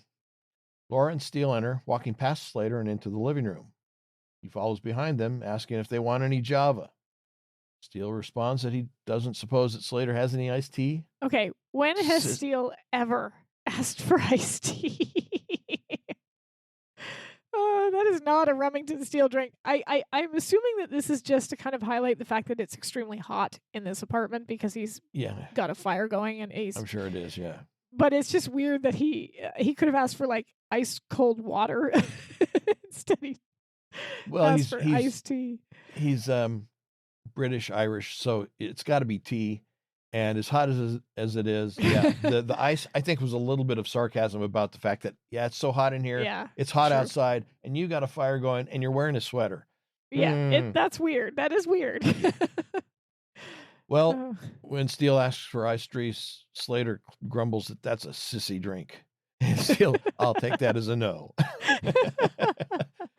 And noting the fire, Laura notes that it's a warm day for a fire. Standing by the fireplace, Slater gyrates, claiming arthritis. Then he says he'll just turn it down a bit. That's not how fireplaces work, but okay. He bends over, makes an adjustment, and then excuses it all by saying he's an old man. He chills easily. Yet he grabs a hanky from his pocket because he's sweating so profusely and has to mop his brow. He turns to Laura and Steele, saying that they said something about an old case of his. 30 years ago, you were hired to find a singer by the name of Billy Young, Laura states. Slater gives a thoughtful look, turns away, then repeats the name several times as if trying to remember. As he puts on the act, he notices that the photo has fallen out of the fire, so he kicks it back in. Then, as if remembering, he says, "That's right, Billy Young, the actress. Has it been that long? Never found her." Laura informs him that they've been hired to try again, and would it be all right if they looked through his old case files? Dumped him when he retired, he says. Steele asks if Slater remembers anything about the case. Did he interview a Tom Hogan, her makeup man? Slater asks the question that should be triggering alarm bells. He asks if Tom Hogan, her makeup man, knew Billy. Yeah. It kind of implies a relationship more than just a random person encounter. Odd question to ask. But when Steele says yes, Slater says, if Hogan knew Billy, well, then I talked to him. And then starting to show an attitude of superiority and of indignation that anyone would dare question his competence, and would dare have the nerve to reinvestigate a case he's already investigated. He tells Steele in a very irritated tone that he was good. Then, getting really confrontational, he informs them that if he couldn't find her 30 years ago, they're not going to find her now. And then, in an almost threatening tone, he tells them to drop the case. So this is kind of funny because it's a combination of an insult, and like you said, an insult to his ego that they're trying to solve it. And to be fair, he did solve it, but he can't say that to them because that points to, you know what I mean? So he's insulted that they're reopening his case. He's threatened because they're reopening his case. But also, you just know he wants to say, like, I found her. I'm not an idiot. I know what I was doing. I was good. But he can't say that he found her. So it's he's in this really weird position. But he also is fortunate enough for it to be so long ago that when he says, if he knew Billy, I talked to her, or I talked to him, that makes sense. Like, you could buy that an old man who had that many cases possibly doesn't remember all the details of it because it's 30 years ago and he's not as young as he used to be. But I think this is where he kind of screws himself up a little bit because he gets so annoyed that he gets a little too insistent on dropping the case. If he had just left it there and said, like, yeah, well, if he knew Billy, I probably talked to him. Look, I was pretty good. If I couldn't find her, you're not going to find her, but hey, good luck to you, or whatever. They probably wouldn't have found him as suspicious as when he leans forward and he's like, drop the case. You don't say that unless you've got a reason for wanting them to drop the case. Exactly. More than just your ego. Yeah. Anyway, Laura and Steele beat a hasty retreat, but as they do, Slater glances back over at the fireplace. Outside, Steele opens up his jacket and fans himself, commenting, crusty old codger, eh? It's like a Turkish bath in there. As Laura steps off the porch, headed toward the Auburn, she comments that might be Steele one day. She stops. Yeah, right. I love that that's what she's envisioning. Domestic Steele or Steele in the, which one was it? Dreams of Steele. Dreams of Steele, yeah. Yeah. She stops and turns, looking at Steele, who's still back on the porch, the look on his face and posture prompting her to ask, what is it?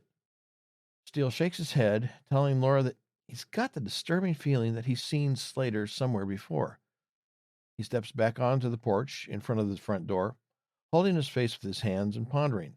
And, of course, we see that Jake Slater is looking at Steele through the peephole. Yeah. After a moment, Steele gives up, admitting that he just can't place him. And then he and Laura head toward the Auburn.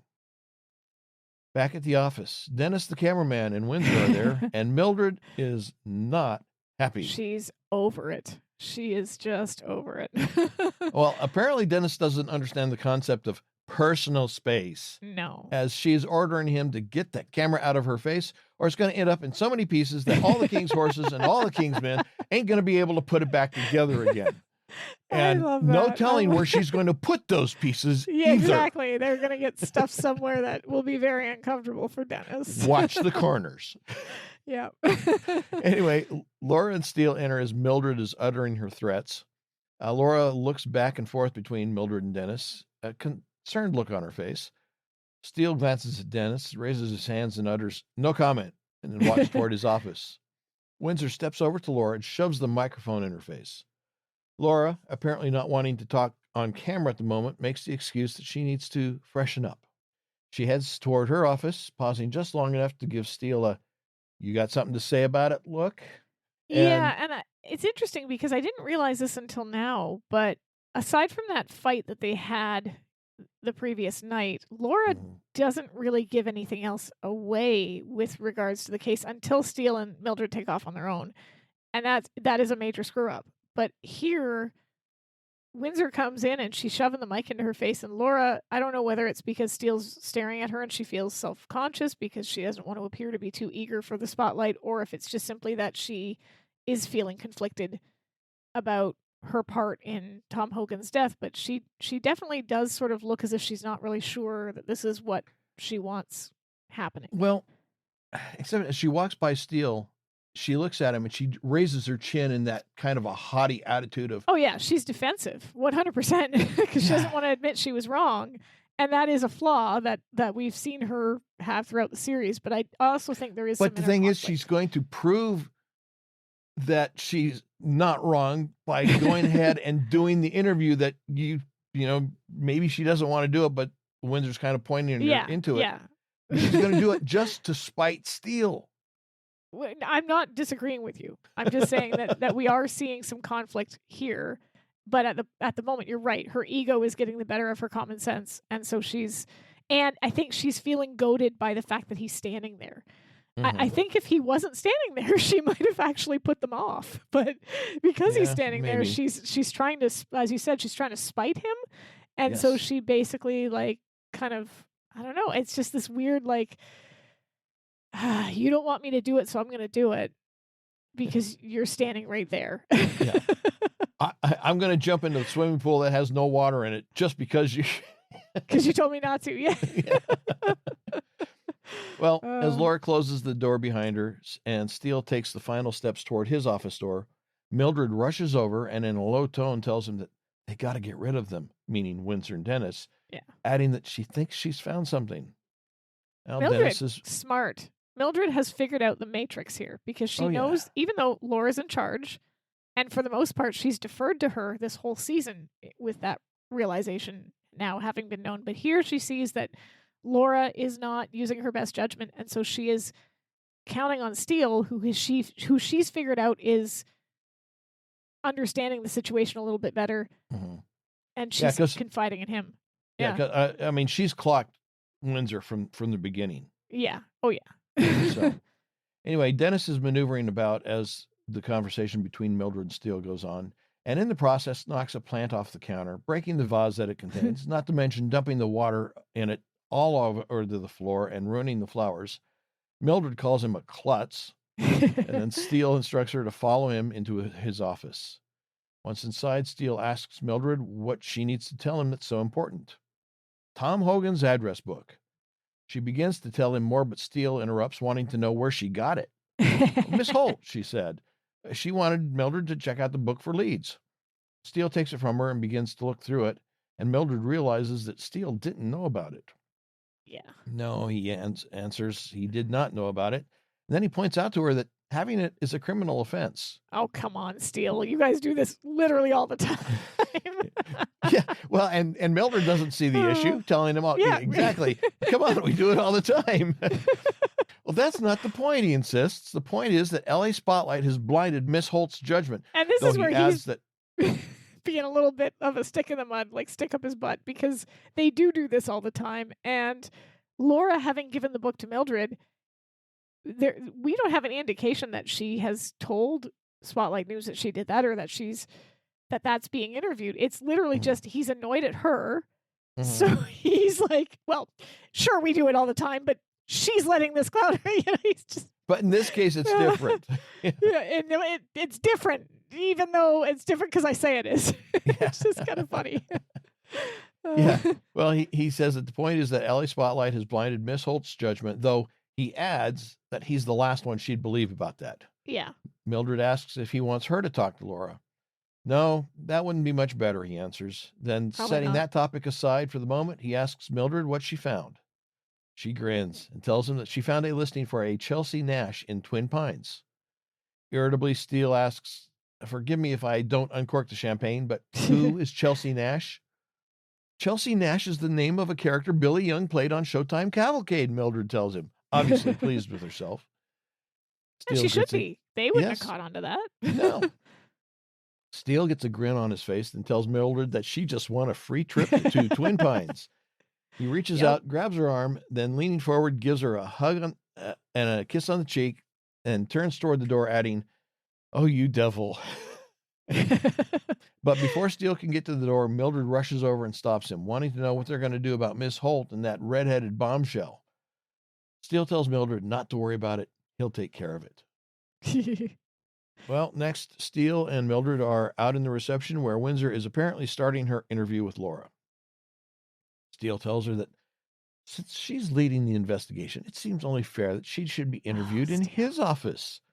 And Laura tries to protest, but Windsor says, "That's a great angle." Dennis goes along with Windsor. Who knows why? Maybe he's trying to get in on her good graces for some reason we can only guess at. Yeah. But Steele leads Laura, Windsor, and Dennis to his office, and though Laura is still trying to protest, Steele tells her not to thank him. After all, he's sure Phil Donahue would do the same thing. And this is actually, I think, what leads Laura to find him in Twin Pines. Because if he had found some other way of getting out of that office without appearing to be overly approving or accommodating to Laura doing this interview, I don't think she would have been. But she becomes suspicious because he's like, "Oh, you know, you're Phil Donahue." Like, this is overly solicitous. Yes. Yeah, exactly. The second he changes his tune, she's like, "No, he's up to something. Yeah, Something's that's not right." So I'm What's not. wrong with this picture? Yeah, Yes. this is Steele's mistake here. Yes. Well, after he closes the door to his office with the trio inside, he and Mildred sneak out of the office. Next, we see the limo driving through a wooded area, and then it pulls off the road in front of us, what looks like a small mountain store. Yeah. Steele and Mildred get out and then start walking around. Next, we see a pier, several small boats moored, and a figure clad in a plaid flannel shirt jacket, wearing the stocking cap with a string of fish from one of the boats, and the boat is named Sisters. The figure turns toward the camera, and we can see that it is an older woman. She starts up a set of stone stairs leading from the pier as Steele and Mildred are coming down them. The woman greets Steele and Mildred, asking if she can help them. And Steele says that they're looking for someone. The woman laughs, saying that folks usually come up here to get lost, not to be found. And of course, now we can see that the woman is in full face, and we know that it's Billy Young. As Steele removes his sunglasses, she becomes serious and then asks who they're looking for. Chelsea Nash, Mildred says, claiming that they're a friend of hers. Billy says, "I'm sorry, Chelsea moved, been gone." She pauses as if thinking, then finishes, "More than a year now." Mildred asks if she's sure. She pulls out a picture and hands it to Billy. Billy looks at the photo and then says, "Hard to tell. Old picture. So People change." I want to point out something that I noticed that I thought was really cool. Mhm. And I heard about this on a different podcast. I was listening to another rewatch podcast, and it was cast members talking, like who were on the show hosting the podcast, and they were talking about how one of the hardest things to do when you're acting is not necessarily the acting; it's the listening and the reacting, the stuff where you're not the one speaking, you're not the focus. And Right. here, Steele isn't the focus. Not Laura, Mildred and Billy are talking to one another. The focus is on them, but the look on Steele's face, and he hasn't quite figured it out yet, but you can see that he's looking at the two of them, and he knows that something is off, and he can't quite figure out what it is. And it's just really interesting to watch his facial expression as they're talking, because he does a really good job of keeping himself out of the main frame of the scene, while at the same time noticing something's not right, and cueing the audience to notice it as well, which I think is really cool. Yeah. The thing, talking to your point there about how difficult it is to react in a scene. I mean, as the actors, they know information that their characters don't know. Exactly. And so they're having to act as their character, not knowing information. And so it's so they actually have to be in the scene as ignorant of what's really going on, in the story. So it would be tough. It would be tough. Anyway, Steele asks if Chelsea said where she was going when she left.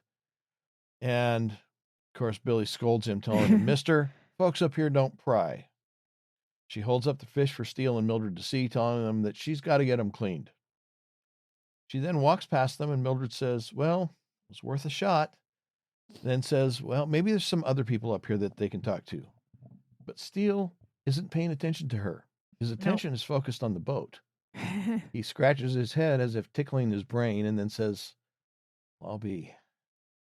As Billy reaches the door of her house/store, Steele turns, steps toward her, and greets her anew. Hello, Billy. She turns and looks at him, and he's grinning at her, but she is not You can happy. just see her heart sink. And this is I love this moment. I always get chills during this moment, like literal chills, because just the way he says hello, Billy, and just the look that she gives him back, it's just, he doesn't say it in a way that's like, haha, I found you, ha ha ha, I've solved the case. It's more like he's pleased that he solved some private joke. Mm-hmm. And that he turns and he sees her as a different person. He's realizing, hey, wait a minute, there's more to this woman. And this isn't one of the old Hollywood stars that he idolized, because she was TV, and we know Steele doesn't watch TV. But but yeah, he's now like, there's a mystery to her, and it's just kind of like, again, this episode is gorgeous in a lot of ways. Like, it's very subtle and underrated, and it's not really mentioned by a lot of Steele fans. It's always been one of my favorites because I just love the sort of soft undercurrent of emotion and tension and all of the stuff that goes in. And Brosnan is at the center of a lot of it because of the way he says hello, Billy, to her, and then the way she reacts, because she probably hasn't heard anyone say her name, her actual name. Oh, yeah. In 30 years. 30 years, yeah. And there is that moment where she's just like, crap. But also, there's probably some, I don't know, there's probably some part of her that is not happy to hear someone say her name. But if you haven't heard someone say your name, if you've been hiding for that long, there's probably some relief in it too. Yeah, yeah.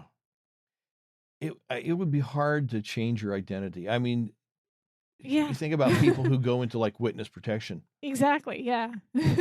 I mean, they walk away from everything and everybody, their family, their friends, their entire life. It's like they have died and they have come back as someone else. And he knows what that's like because he does it all the time. So maybe there's also that, it's a good point that you just said that, because now I'm seeing something different in it. Maybe it's that kinship, that he's seeing somebody like himself, that she took on a new identity and disappeared. And he understands what that's like. It's the same kind of thing that he experiences when somebody who he was involved with in the past comes along and recognizes him. And there's that same trepidation, because it's like, oh, is this going to be a problem? Yeah. But it's at the same time, it's like, I haven't heard anybody call me that name in a long time. Wow. Yeah. Yeah. Oh, it's layered. Those two words are so layered, and it's done so well that I love this episode. Well, coming back from the commercial, we see Steele, Mildred, and Billy walking through the woods, and Billy is insisting that she's not going back, that she has no intention of being paraded around like an old relic brought out of mothballs for people to gape at. And Steele begins to try to convince her, calling her Miss Young, but with a little bit of an anger, she insists that she's no longer Billy Young. She's Chelsea Nash now. Besides, she's of legal age. Doesn't she have the right to disappear without her picture showing up on a milk carton somewhere? So I wanted to kind of draw attention to that, partly because in Canada we use bags, but also because this was a. Can you imagine printing someone's face on a bag and like it was just blown up, and then it's going to shrivels down into this? Yeah, definitely would not. Wouldn't help. Wouldn't help.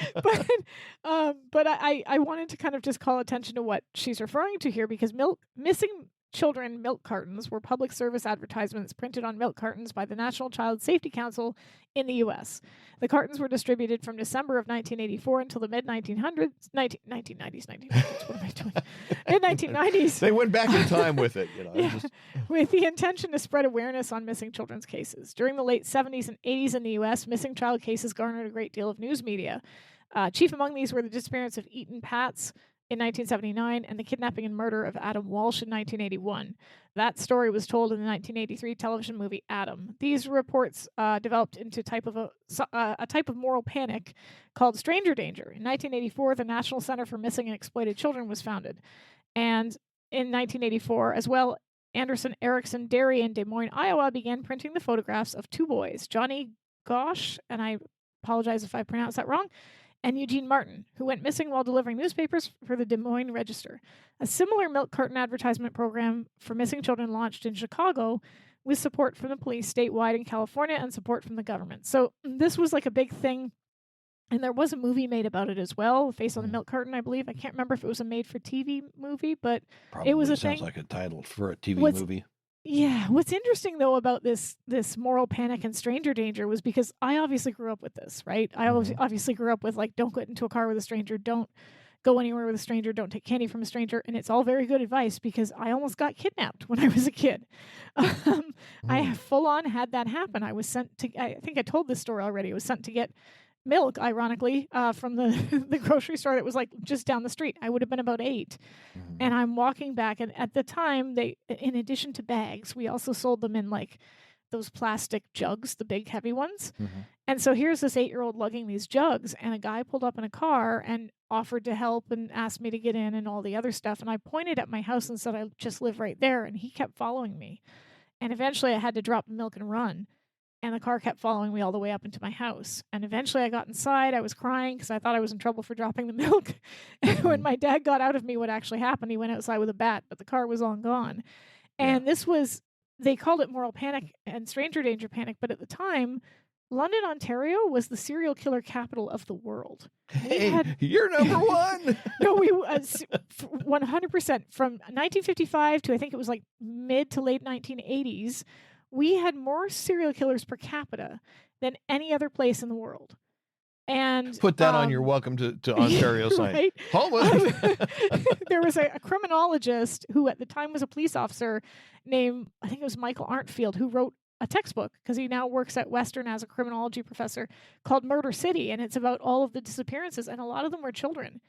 And it was literally just that, kids going missing off the street, which is why I don't know if you guys have the block parent program in the US, but in Canada we had block houses. Where they had the little thing, the sign in the door.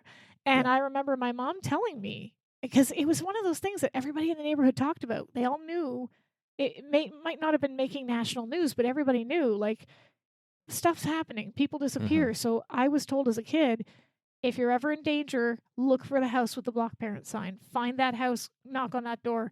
And in my case, I was close enough to home that I ran, but like this was a thing. So it wasn't just moral panic. There was, at least in London, Ontario, there was some real stuff going down. So anyway, Mildred pleads with Billy, saying that people want to see her. Billy says, no, people don't remember her. And of course, Mildred disagrees, saying she remembers Billy Young. And Billy takes the photo from Mildred's hands, holds it up, and says, no, this is who you remember. Everything she was is gone.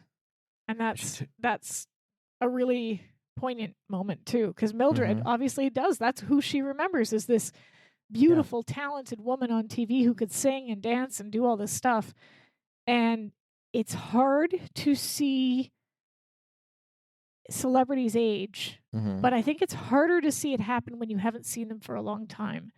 It's easier to see, like, and I'm not saying it's people age. Like, I personally don't have an issue with it. I think it's actually, in some cases, it makes that particular celebrity even more engaging when you can see them change over the course of the years. Like, look at Pierce Brosnan. We've seen him go from, skinny physical comedy pratfalls to some of some really good work in his career. But when you haven't seen somebody for 30 years and then you see them, I think there's a tendency for people to go, ooh, they haven't aged well. And it's like, no, they've aged. Well, there's also the part of it that is, when she says, well, no, this is who you remember. And the thing is, they don't even really remember the original person. They remember this on-screen presentation. For sure. And so they're actually doubly removed from the real person. For sure. So so it's just kind of funny because we criticize celebrities when they age and they use plastic surgery, but we criticize them when they don't. And it's kind of awful. Well, it's I would rather see somebody age than me too. Oh, me too. Do the plastic surgery thing. And the thing is, a lot of times, well, most of the time, it doesn't make them look younger, doesn't make them look more attractive. It just makes them look a little bit off. Yeah, And some of the plastic surgeries that have been done with some of the celebrities have just been horrendous. I mean, you look at them and it's like, why did you do this to yourself? I mean, what there's is it a about your self-image that caused you to do this? Because this is not, you yeah. know, if you can look at this and think that you're appealing, you've got self-image issues because this isn't appealing. Hollywood is all self-image issues. Well, yeah, but I was there's like Mickey O'Rourke is one, Yeah. and there's been a bunch of others that you just look at them and it's like, are you the Elephant Man? I mean, I'm seriously, are you the Elephant Man? Because that's what you look like now. Yeah, there's a trend right now that a lot of celebrities are getting their, I'm going to say this wrong, I don't know if this is how it's pronounced, but their buccal fat, they're right here are their cheeks. The fat that's in your cheeks, they're getting it removed. So their cheeks are like this. And it's supposed to be more like a chiseled jaw. And it's a lot of women that are doing this. But the thing is, it ages you. Yeah, your jaw is more chiseled. And yeah, you look thinner. Sure, your face looks thinner, but it also looks more gaunt. And it takes away that collagen in your skin. And it causes, it doesn't look the way that they think it's going to look. And then you look at actresses like Linda Hamilton, who has had nothing done because you can see every wrinkle on her face. And in my opinion, she looks fantastic. I'd swear if I could, but I can't. Stephanie. Let's bring it closer to home. Stephanie looks great. She looks amazing. I mean, she may have had some minor touch-ups somewhere. I don't know. I'm not aware of anything. But when you look at her, you see somebody who she's comfortable in her own skin. You see a woman who's had a career and who has lived and who has, I don't know, not felt that need to capitulate to the Hollywood machine. Like, I don't need to be, and Carrie Fisher was another because I don't need to fake it. Yeah, Carrie Fisher got a lot of flack for gaining weight, for being a human woman and gaining weight as she got older. And when she was hired to play General Leia, she was like, no, I don't need to be a stick figure.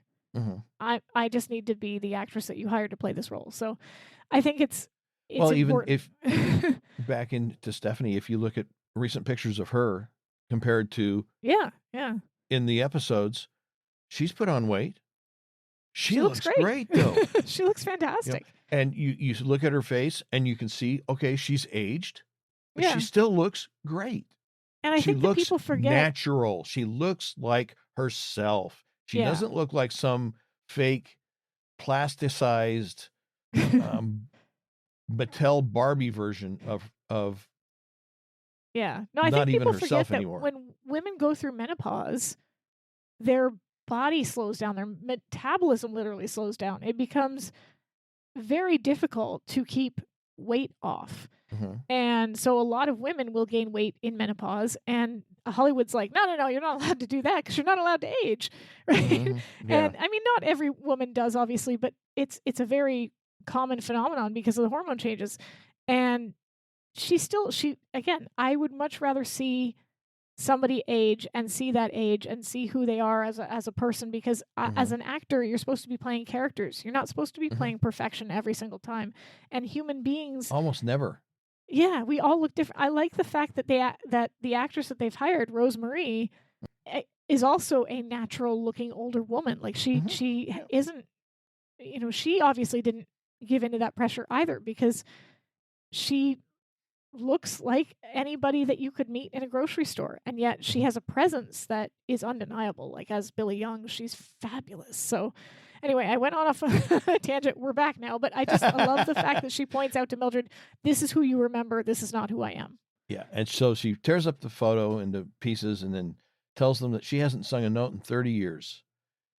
And with a somewhat scolding tone, Steele tells Billy that she is certainly entitled to her privacy, but her disappearance is more of a mystery than she is aware of. Privacy. Sorry. Just so British. Privacy. Okay, yes. I'm sorry. My bad. My bad. Yeah. Anyway, Billy doesn't understand what he's talking about. And Steele almost accusingly says that, first of all, they know about Sally Benson. And Billy gets angry and tells him to Yeah. keep Sally out of this. It's That's none of their business. It's weird that he led with this because he's obviously, when he says this is more of a mystery than you know, he's obviously referring to Tom Hogan's death. Mhm. And I mean, I get it. He probably led with Sally because he thinks it's connected and he's looking for information, but somebody she was close to is dead. Mhm. And we later realize, and he realizes that she's not aware of that. Mhm. So maybe lead with that. Maybe gently inform her that Tom is dead before you pick at 30-year-old ghosts. Yeah. There was really no good way to get into it, though. No, true. So, anyway, Steele, who's a little bit put out by her attitude, tells her, "Look, we're on your side." And she bitterly says, "Oh yeah, sure, just like the agents and the producers." And Steele insists that they are prepared to turn around and go back to Los Angeles and pretend they've never found her. And she's just, "Really? You too?" She asks Mildred. And Mildred shrugs and says, "Well, he's the boss." I And of love course, that. she is just thrilled, Yeah. over the moon, happy. And she tells him, she's really happy what she's doing, happy where she's Yeah. at. And she's led a quiet life managing these cabins. Nobody knows she's Billy Young, and nobody cares. She's Chelsea Nash, and that's the way she likes it. And I get the impression that she really means it. Oh, yeah. Like she's not longing for the spotlight the way Patsy Mhm. was, that she's happy if people have forgotten her because it means that she gets to just be rather than Mhm. having to perform. It's I don't know how many people do this, but it's like when you get older and you look back on your life and you say, part of me wishes I had done that instead of this. Yeah. But if I'd done that, I wouldn't have this. I wouldn't have Yeah. Absolutely. my wife or my husband. I wouldn't have my kids. I wouldn't have, these friends and acquaintances. The stuff that I have that I cherish now, I wouldn't have had. Yep. So, yeah, it was kind of a hard decision at the time. And there's times I kind of wish I could have had that plus this. Yeah. But if I'm going to be honest about it, if I'd have had that, I wouldn't have had this. Yeah. So, yeah, I'm good with it. I like this. So, yeah, I think that's what she's talking about. I think that's what she's saying. And Mildred, of course, says there's nothing wrong with that. But Steele doesn't respond to what she said, but tells her that he does need to ask her a few questions. And says, "Deal?" "Yeah, deal," she agrees. And then Steele hesitates and then says, "Tom Hogan." Oof. Billy smiles and begins laughing. "Oh, so that's how you found me. That old fogey. Wait till I..." But she trails off as she sees Yeah. a pained look on Mildred's face. She looks back and forth between Mildred and Steele, growing obviously uneasy, and nervously asks, "What about Tommy?" "He was killed last night," Steele tells her in a gentle, sad voice. Yeah. And she's shocked, but she's really devastated when Mildred tells her that someone shot him.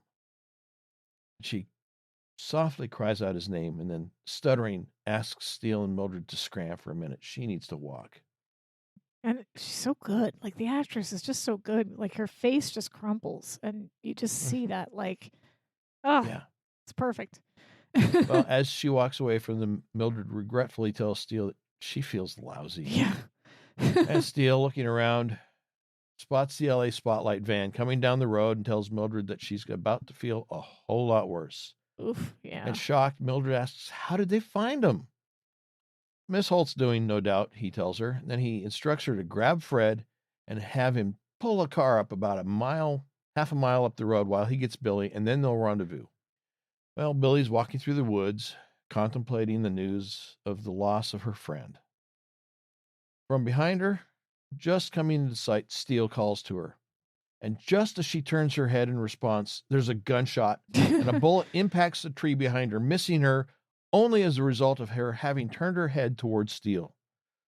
Steele yells at her to get down, even though she's already dropped to the ground. Yeah. And in a crouch, he runs up to her, grabs her, pulls her over behind a fallen dead log, and then covers her body with his as more shots are fired. There's a pause in the gunfire, so Steele carefully lifts his head to check out the situation. But as soon as he does, another shot is fired, impacting the log he's hiding behind. He dives down again. Billy congratulates him on his sense of timing.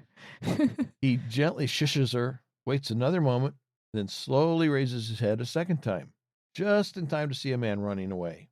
Although neither he nor we can see the man's face, from the back, it definitely looks like Jake Slater. Yeah.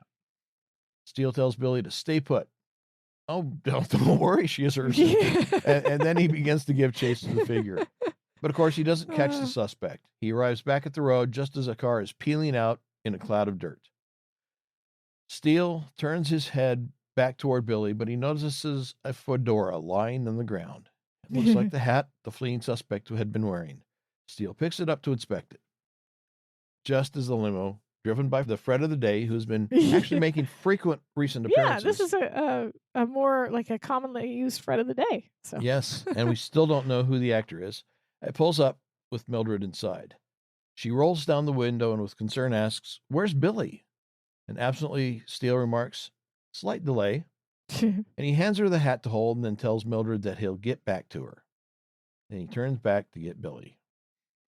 And then we have a missing scene, which I guess it's fine that they took it out. It's just I thought it was interesting. It's the interior of the LA Spotlight van. Laura and Windsor are sitting next to each other as Dennis drives. Windsor, "I can't wait to find out what Mr. Steele has been up to." Laura, trying to disguise her anger, "Neither can I." Windsor, "Don't you normally stay in touch during a case?" Laura, "Nothing is ever normal when it comes to Mr. Steele." Windsor, "Remarkable man." Laura, "I can think of one or two other choice adjectives." Yeah, I can see why they cut it, but it is funny. Yeah. Well, Steele, Mildred, and Billy are back in the back of the limo, driving through the streets of Los Angeles, or possibly the Hollywood area. Steele peers out the back window and then comments, "Excellent work, Fred. Not a sign of them for the last 20 minutes. Almost makes up for the fact that you told Miss Holt where we were. Next time, don't answer the car phone." And Fred silently nods. He's probably gotten so many mixed messages from the two of them as to who he's allowed to say stuff to and when, that poor guy's just like, yeah, sure, whatever you told me today, that'll be the rule, but tomorrow the rule's going to be different. Like, yeah. And who's the boss today? Okay, you're the boss today. Okay, do we have a schedule as to who's going to be the boss tomorrow? Poor Fred. Yes. Anyway, looking at the passing scenery, Billy comments to no one in particular that she swore she'd never come back here. Steele begins to apologize, but Billy cuts him off, saying, I know, I need protection." She cynically chuckles, saying, 30 years I led a quiet life. You show up, and all of a sudden, I need protection. I seem to recall one of the Hollywood legends, I think it was Lloyd Nolan, saying something similar to that. Something similar, yeah. It seems like poor Steele has got a bit of a reputation among the Hollywood elite at this point. They're all like, stay away from that guy. You're going to get shot at. And Mildred assures her that it's just till they get to the bottom of things, and they get those news hounds off of her tail. Billy takes a deep breath, lets it out, and then asks Steele why they are trying to use her for target practice. Steele tells her that 30 years ago, another detective was sent to find her. By who? She asks. Her agent, Lou Mackler. She laughs, ruefully saying she probably owed him money. Steele tells her that the detective's name was Jake Slater, asking if she knows him. Billy shakes her head. No, guess he wasn't as good as you, she teases, jabbing him in the side with her elbow. And Steele thoughtfully says, I wonder. When Billy asks why he says that, Steele pauses and then tells her that he was the man trying to kill her today. Next, Windsor is in Lou Mackler's office as he demands to know what she means Steele isn't cooperating. He and Holt are supposed to be working together. She and Holt are supposed to be, somebody's supposed to be working together with somebody. I think I typed something wrong. She told him that he and Holt work together. Yeah. Must have been late night when I was typing that. Anyway, Windsor tells him that she doesn't understand it herself, but Holt said she'd be in touch just as soon as she had an explanation. Anger on his face, Mackler grabs the phone and, without even dialing, instructs the person on the other end to get him the news department. Yeah. Windsor asks what he's doing, and Mackler angrily reminds her that she asked for one chance. She's had it. Now he's bringing in the pros. Oh, she slaps her hands down on the phone, cutting off the call, and insists that this is her story. She earned it. You're over your head, he hollers at her. Half hollering herself, half pleading, she insists that Lou doesn't understand. This story could do for her what Iran did for Todd Koppel. Or for Ted Koppel. Yeah. All right, here we go. Once again, for those of you who are playing the home game, because this is like a who's who of journalism references in this episode. I guess we should have started this by saying drinking game. Every time there's a old media person reference, take a drink. Yeah.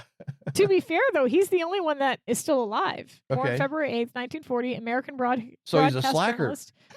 Best known as the anchor for Nightline from the program's inception in 1980 until 2005. Before Nightline, he spent 20 years as a broadcast journalist and news anchor for ABC.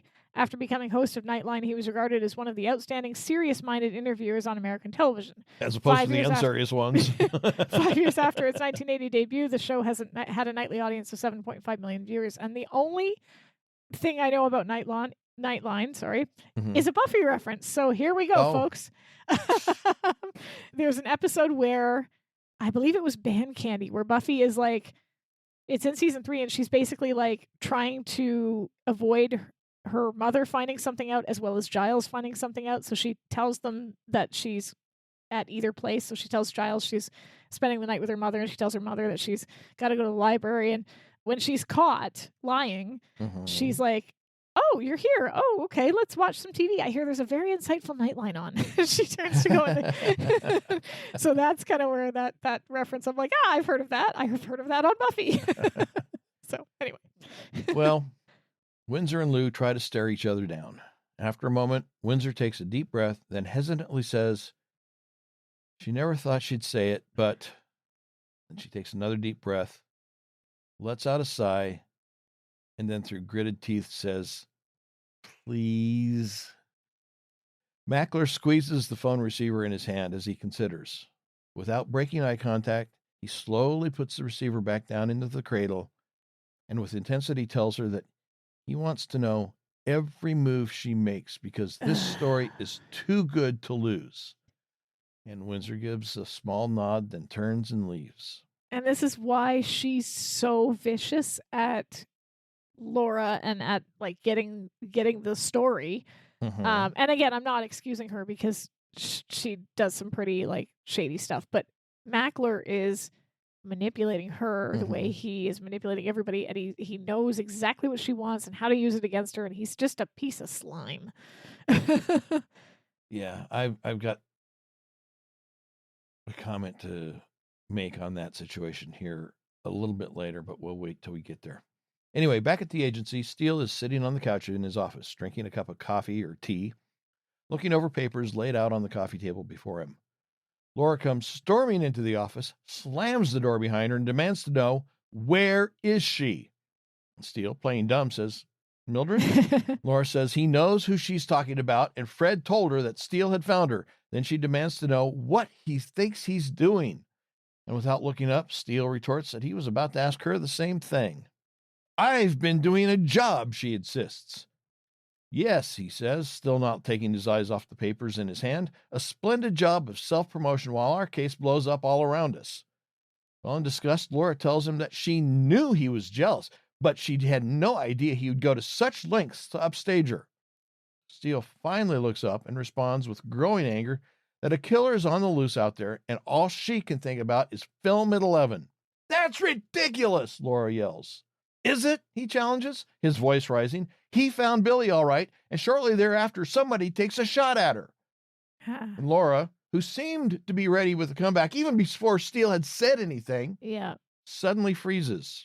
Yeah, this is kind of, I think, the moment where she realizes that Steele's not reacting this way because he's jealous or because he cares about the publicity or any of that nonsense. Like, and to be fair, she didn't know what had happened. So she's reacting to Steele's anger with her own anger that she's kind of like had the whole time.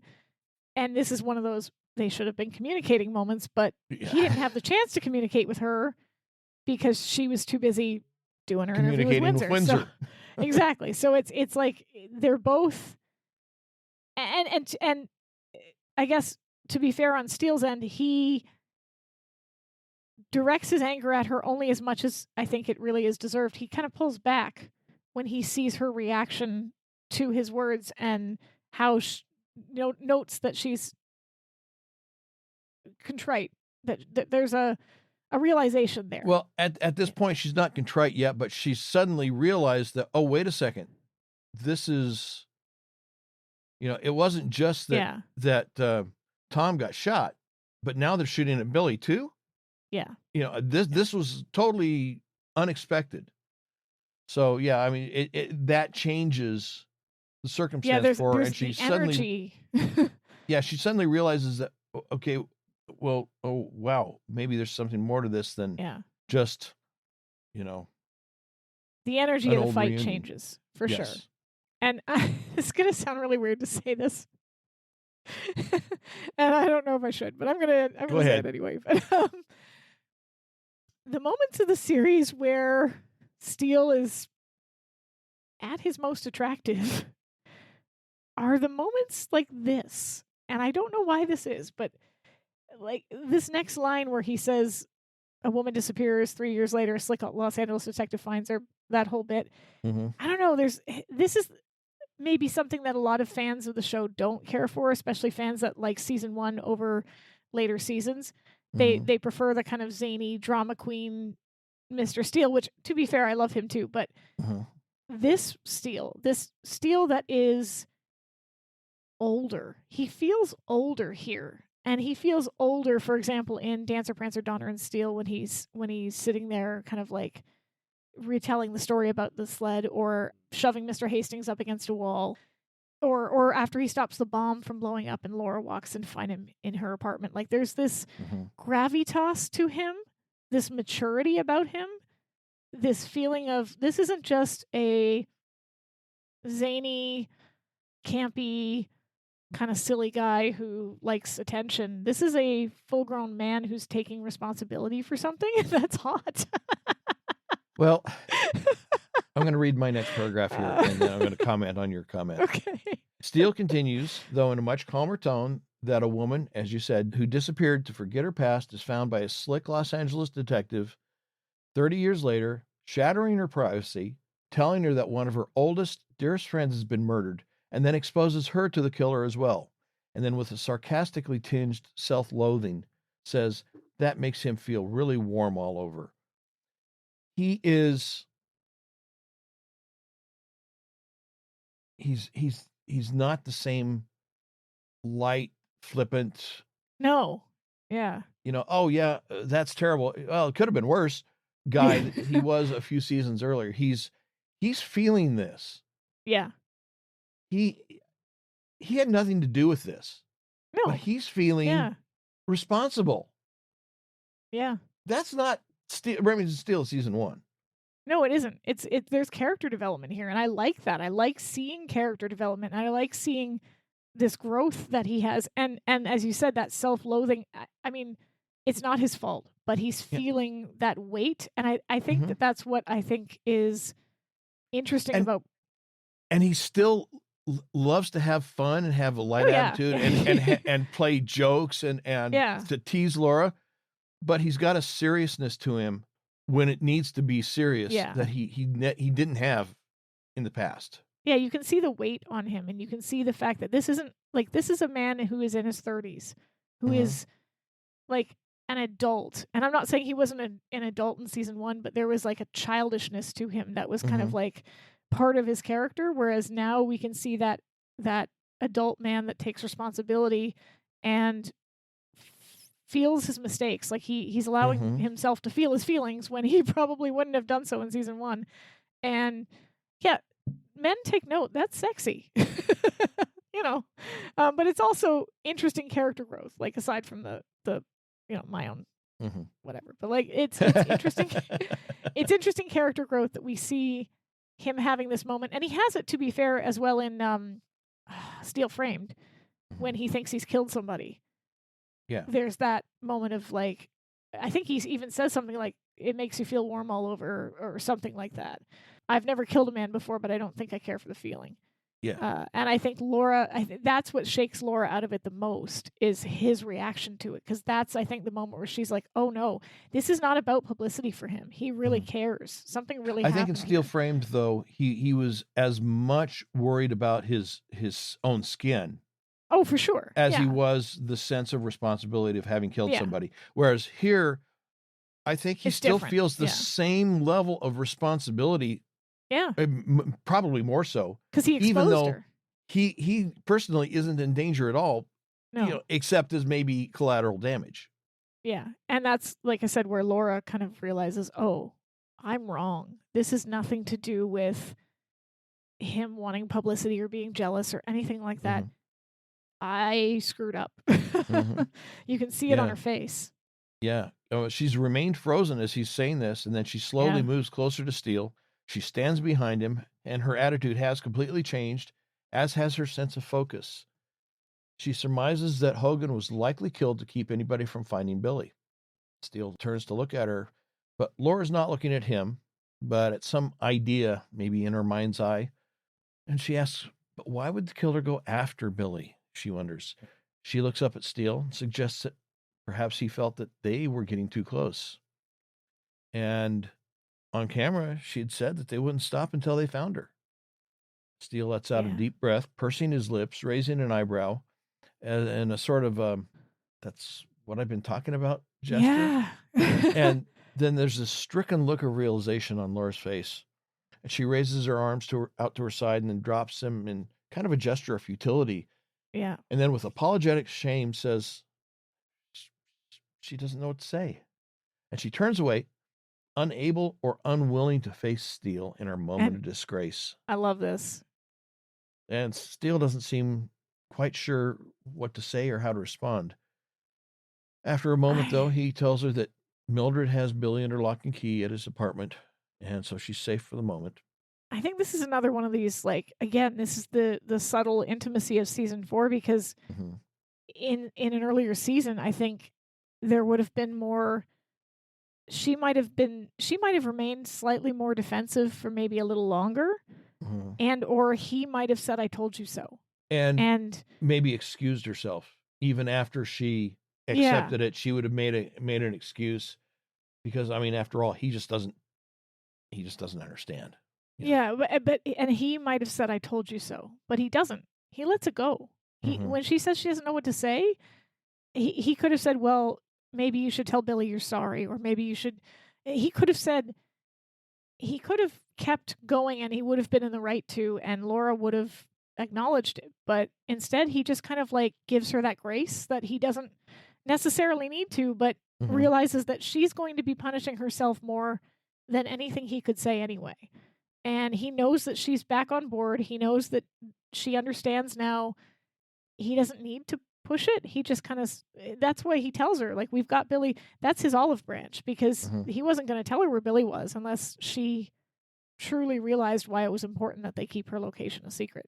So when he gives that to her, it's like him saying, it's okay. We're on the same side now. We're cool, which is nice. Well, Laura, starting to get her head back into the game, turns and says that she still doesn't understand why anyone would be killed over all this. Billy must know something. According to Billy, she's an innocent escapee from Hollywood, Steele tells her. But that doesn't make any sense to Laura. Yeah. Perhaps not, he says, but for the moment, he's been following the only lead they have. He steps over to the coffee table, grabs the fedora, turns and tosses it to Laura, then returns to stand behind his desk. A fedora? She questions. Their would-be assassin was wearing it during his murder attempt up in the mountains. Then he rhetorically asks if she's met anyone recently who might wear a chapeau like that. She ponders a moment and then says, Jake Slater. Concurs. Then he slides several pieces of paper across his desk in her direction. He's been doing a little background check on Slater. Closed his detective agency in 1956. No report of any income for the past 30 years, yet he's made house payments and paid city taxes on the tidy interest he's earned every year. He sits in his chair looking a bit exhausted. He had to do legwork. Of course he's exhausted. Laura notes the coincidence. He was hired to find Billy, In 1956, he claims he can't locate her, but retires financially comfortable. Blackmail, she suggests? Steele says he thought of that, but he just doesn't know. Then he suggests that maybe they should pay Jake a visit. Laura says that she wants to talk to Billy first because there's something about this that doesn't fit. She turns, starts to walk out of the office, but Steele stops her with an "oh" as he picks up the phone and then asks if she wants to call Windsor.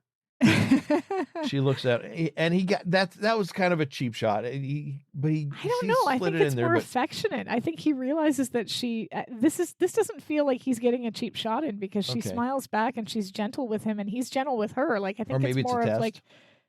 No, I think it's more of just like they've come to an understanding, and so he feels like he can tease her about it, and she's not going to bite his head off. Like I really think this is progress. Okay. Well, she looks at him and then asks, wasn't it Andy Warhol who said that we all get 15 minutes of fame? She pauses and then says she thinks she's had hers. Steele smiles a slight approving smile, nods a slight approving nod. Laura walks to the door. Steele gets up to follow. Well, back at Steele's apartment, Mildred and Billy are sitting on the couch. There's a fire in the fireplace. On the coffee table between them are several books, a tea caddy with a pot and 2 cups, and out the window we can see it's night. There are a multitude of buildings lit up in the darkness. From the script, a minor little bit, but I wish they had left it in because it's nice. Mildred asks, why don't you sing anymore? I know it's probably none of my business, but your songs bring back so many memories for me. Billy. Sadly. For me, too. I guess maybe that's why. Mm. Mildred, compassion in her voice, asks Billy about Sally Benson.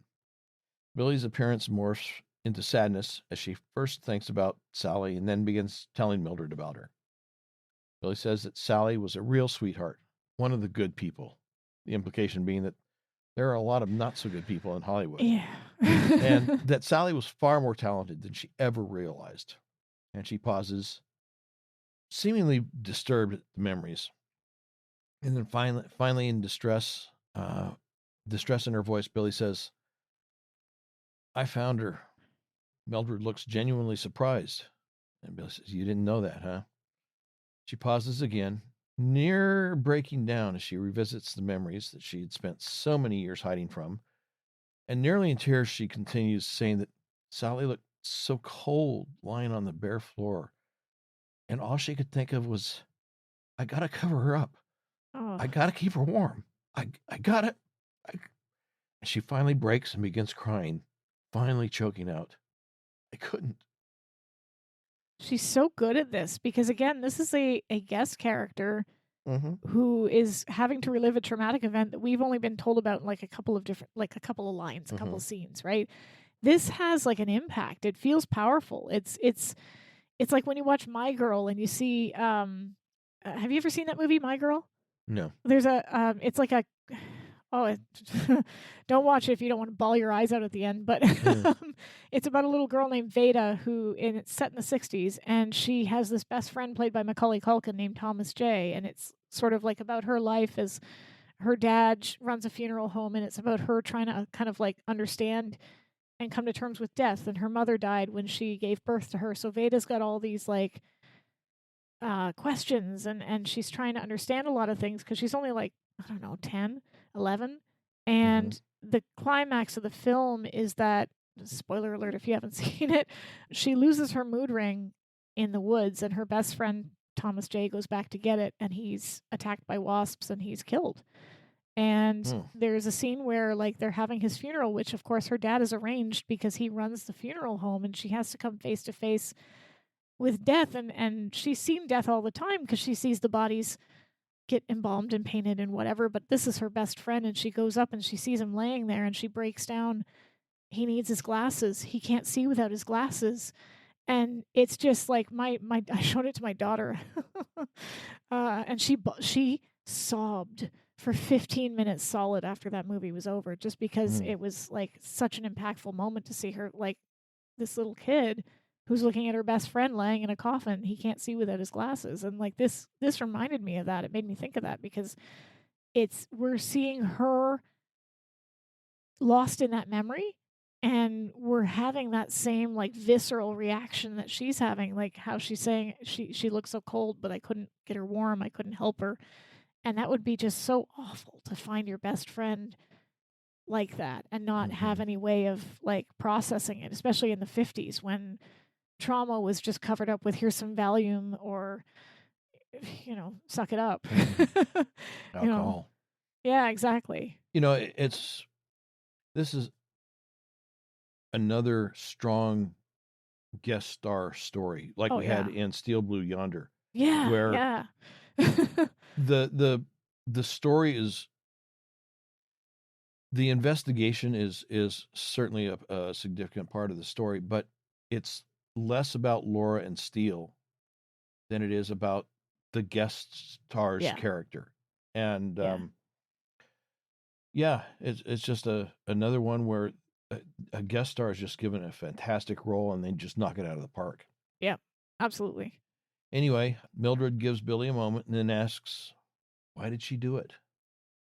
And Billy answers, annoyance and hurt in her tone, but not at the Yeah. question, but at the memory of the circumstance. She says, Yeah, she exactly. was pregnant and single.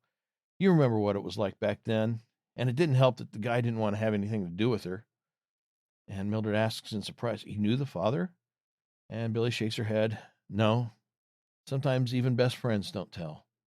She gives a sardonic chuckle, explaining that he probably told her he was going to make her a star. Which is another it's a really layered statement because it references both the time period as well as Hollywood itself, as well as the fact that she says to Mildred, "Do you know what it was like back then?" And there's that shared history and understanding, but it's also like if you think about it, if she were a star, she would have money and she would have means, and still you can understand why she would be so terrified because it was a different time and single mothers were treated differently and there were still barriers to women that weren't in existence that have been since knocked down, and it just feels very like she doesn't have to explain it to Mildred. And she doesn't have to explain it to the audience. She says it all in just a couple of sentences. You remember what it was like back then. There are some things best friends don't tell, meaning that even back then, when she was close to this woman who she loved, there were still secrets that they kept because society told them, don't trust anyone else, don't reveal this because women are supposed to be this or women aren't supposed to do that or whatever. And it just kind of sums it up in a couple sentences, and it's really well written. Well, not only that, but she says, well, the father didn't want to have anything to do with her. Yeah. She wouldn't necessarily want to tell. I mean, you can see where she might want to, in order to have some help extracting a revenge of some sort, or getting even with the guy, or just ruining his reputation. But at the same time, you can see where she might want to say it, because if she revealed it, it would be even worse for her. Yeah, exactly. Yeah, and she knew that. And so there's so much, like, again, in those two sentences, it kind of gives a whole world that we aren't a part of, but that Mildred and Billy are. So yeah, and Mildred gets it because she shakes her head and she's got a disgusted look on her face. I think that's why Mildred had to be the one that had that conversation with Billy. Yeah. She couldn't have that conversation with Steele.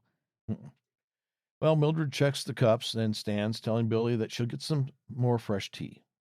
And Billy, feeling the first pangs of survivor's guilt, which is really what she's having here, 100%. says, somehow it doesn't seem right. Sally and Tom both gone, and I'm still here.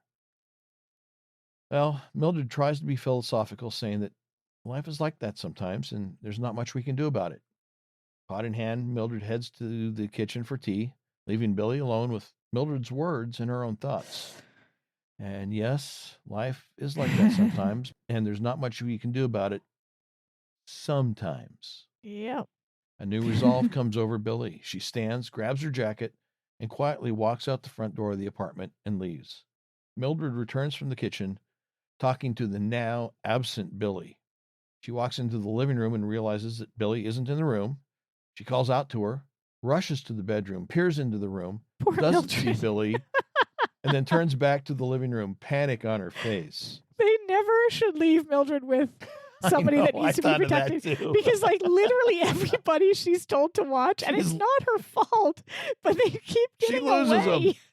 She loses every single one. Every time, Tony and Terry. Like it just every time. It's too bad they didn't let Mildred watch over Bing. Maybe she could have gotten him killed, but like, no, seriously, poor Mildred. The pep talk she gave to the newspaper kid with the, yeah. Oh. Yeah, Mildred. I just feel so bad for Mildred because every time she's asked to look after somebody who's in danger, they either leave or something happens and they get, Poor Mildred. Well, back from a commercial, Mildred is defending herself, asking the pacing Steele and Laura, what was I supposed to do? Handcuff her to the coffee table? And Laura, perhaps a bit too harshly, says that no one is blaming her. They just have to figure out where Billy could have gone. And why, Steele adds. After more pacing, Mildred calls out, back to the lake. Without her luggage, Laura questions. Out of the past, Steele cites. Robert Mitchum, Kirk Douglas, RKO 1947. Mitchum plays a private detective hired by Douglas to find Jane Greer. He does, only he falls in love with her, then doesn't tell Douglas that he found her. I don't get it, Mildred says. Neither do I exactly, Steele admits, but he has the strong feeling that this revolves around Jake Slater and Billy Young. You got my vote, Laura adds. Well, then what are you guys waiting for? Mildred exclaims. Laura and Steele head to the front door of the apartment. They open it to leave, but Windsor and Dennis are outside the door. Windsor with microphone in hand, Dennis with camera rolling, the light on top blasting its glare into Steele and Laura as the door opens. That was marvelous. Would you mind repeating that for the camera? Windsor insists. Harsh look on his face, intense sternness in his voice. Steele informs Windsor that it's not a game anymore. It's deadly serious. Well, Windsor's jocular attitude of the moment earlier suddenly disappears. She is no longer the smiling angelfish, charming those who look upon her. She is now a piranha, ready to devour. And with more than a hint of sarcasm in her voice, Windsor says, that makes it news. Detached and cold. And here's the thing. She's not wrong that it like murder, what's going on is news. Mm-hmm. However, being that she doesn't know exactly what's going on and who's at risk and what her actions are, what consequences are going to come of her actions. Mm-hmm. Yeah, it's news, but it's news that could get people killed. Yeah. And so, but hey, like, there's dirty laundry, man.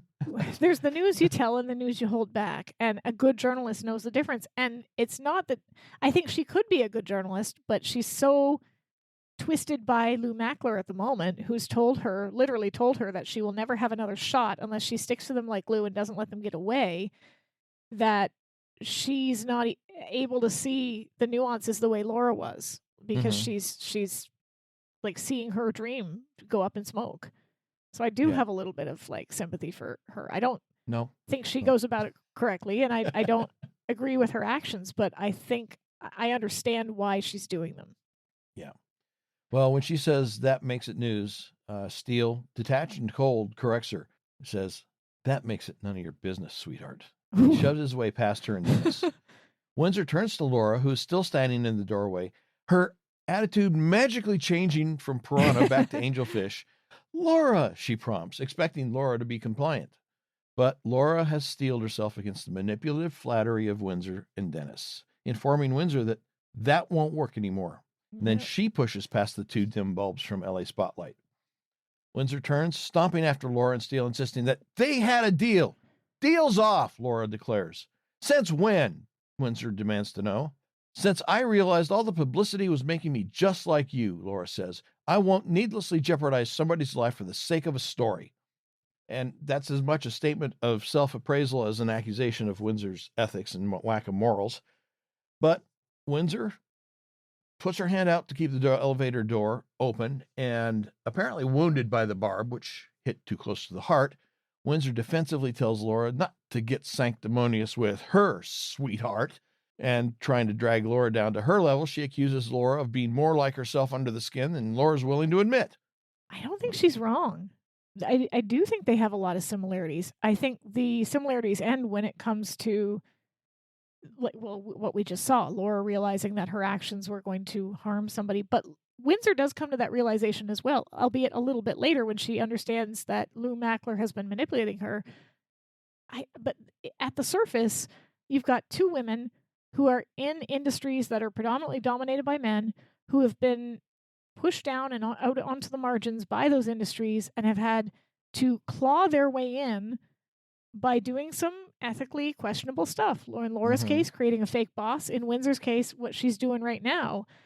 But I do think that they have similarities. I don't think she's necessarily wrong about that. Well, that's like saying that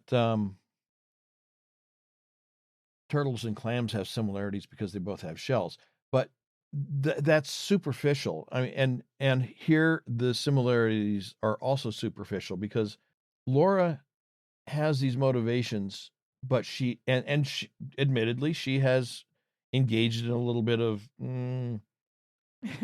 sleight of hand, we'll say, by creating a fake boss. But it's not intended to manipulate people. Well, in the harmful sense, it's not intended to harm them.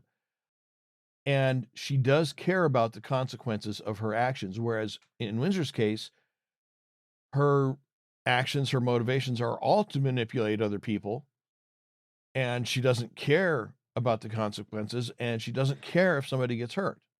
I don't think that that's entirely true. You got to keep in mind that she doesn't know that Billy was shot at. She doesn't have that information. She doesn't know that they're showing up at Twin Pines put Billy in danger. And the only murder they're aware of is Tom Hogan. Well, isn't that enough?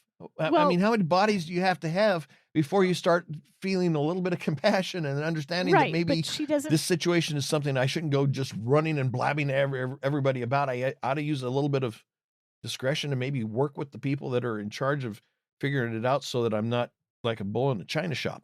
Well, I don't disagree with you, but what I'm saying is, like, I don't think she knows exactly to the extent that what she's doing is going to put people at risk. Because Laura, fairly, neither has Steele, they haven't told her. They kind of clammed up the minute they realized that, hey, wait a minute, this is getting more serious and we're not going to trust her. So I think that there is, and her actions, again, are self-serving, but they're also the only way that she knows into the industry, the only way that she can break into the job that she wants to work in, which is news, and which this is a news story. I think if she didn't have a moral reckoning at the end the way she does, then she would be completely irredeemable. But I think it's because she has that reckoning at the end, and because she does end up keeping Billy's secret, that we can see that this is a person who does have some capacity for empathy and does come to understand the consequences of her actions and is capable of being a better person when given the opportunity. Here, no. Here, she doesn't really. She goes for the jugular because this is the only way that she sees her dream. I'm gonna being possible. Jump ahead on this because you just did, but drag me along with it. First of all, like I said, how many bodies do you have to have before you start pulling back on your aggressiveness? Secondly, I hadn't thought about this till you just said this. Is Windsor's action at the end to not tell about finding Billy, is it really to respect Billy's wishes, to not, be brought out into the spotlight, not to be dragged through the media hype? Is it really about that, or is it about Windsor trying to protect herself from letting it be known that she got used, she got manipulated, and I that don't think it is. I don't think you can dismiss it as a possibility. I mean, think about it based on her action throughout the rest of the episode up to the very end, I don't think you can say that's off the table. Okay, but think about it this way. Lou Mackler is responsible for not just what he did to Windsor, but what he did to Billy and what he did to Sally. And like, he's a twisted, evil, egomaniacal a-hole. And if she had revealed Billy's whereabouts, Billy likely would have had to testify or be dragged into whatever court cases were going on that would bury Lou even further. And protecting- Windsor would have to admit her foolishness and her gullibility at having been manipulated. Hear me out here though, because at the end of the day, like, she would want to see Lou Mackler buried. As if I were her, I would want to see his reputation dragged through the mud as I wouldn't give a crap, because, like, admitting you were used is crappy and embarrassing, but if it puts him even further under, if it gets him even more bad press and it shows what a hideous slime scum piece of human that he was, I would want that known, because it would mean that he would get what he deserves. No, at this point he's already getting what he deserves. Anything further would be dancing on the grave of a dead man, so to speak. It doesn't accomplish anything. Well, no, because I mean, he did attempt Windsor's to kill getting everything she wants without having to embarrass herself, without having to admit her failings and her flaws and her inability to read people. I don't know. I think and it would she gets destroy everything his she wants. Lou reputation Mackler forever. is buried, dead, metaphorically speaking. He's toast. He's over. She's got everything she wants as far as he's concerned. And by not revealing that they found Billy, she doesn't have to admit that she got manipulated. I'm going to go with I'm going to go with my interpretation of this one, just because, like, I feel like trying to find Billy, he wants to find Billy so he can shut her up. And by exposing that would make him even worse. It just adds to the pile. And if it were me, I would want this guy's career. This is like a Harvey Weinstein thing. I would want him just gone. He's already there. I mean, like I said, it would be, it's gilding the lily. It's over. It's done. And adding more dirt to the top of a grave doesn't make the band any deader. Plus, it would give more credibility to her career to be able to expose that Hollywood scandal, to be the one on camera saying, this is what happened. This is what happened to Billy Young. I have the answers. She doesn't do that. She could. It would elevate her profile. I don't think so. Even bad publicity is good publicity, especially if you can. I don't know. Ask Geraldo Rivera about that. Even if you can unearth more Hollywood mysteries, like that would I don't know, that would do well for her, but she doesn't. She keeps Billy's secret. So I think there is a redemption arc. I think narratively there's meant to be a redemption arc for her here. I'm sorry, I'm not going to give it to her. I'm not going to give it to her. I refuse. You'll have to ask the SteeleWatchers. Anyway, back to the episode. After Windsor accuses Laura of being more like her under the skin than Laura's willing to admit, Laura looks Windsor dead in the eye and tells her, "I don't think so." And she reaches out, pulls Windsor's hand from the door frame, which allows the elevator door to close. Windsor turns from the elevator toward Dennis, a look of disbelief on her face, like, how could she do that to me? I'm Windsor. And Dennis asks, well, what do we do now? And in disgust, Windsor tells him, they take the stairs. Now, in the original script, it is slightly different. Oh, okay. And I'm conflicted as to whether they should have gone with this or not. Laura says, deal's off. Windsor says, since when? Laura says, since I realized that all this publicity was making me just like you, valuing a story more than the people involved in it. So that changes Laura's line a little bit. Okay. Windsor says, don't get sanctimonious with me, sweetheart. We're more like under the skin than you're willing to admit. Laura says, I don't think so. And Windsor says, you're just as ambitious as I am, just as manipulative, only you've got a glamorous boss to hide behind, and I don't.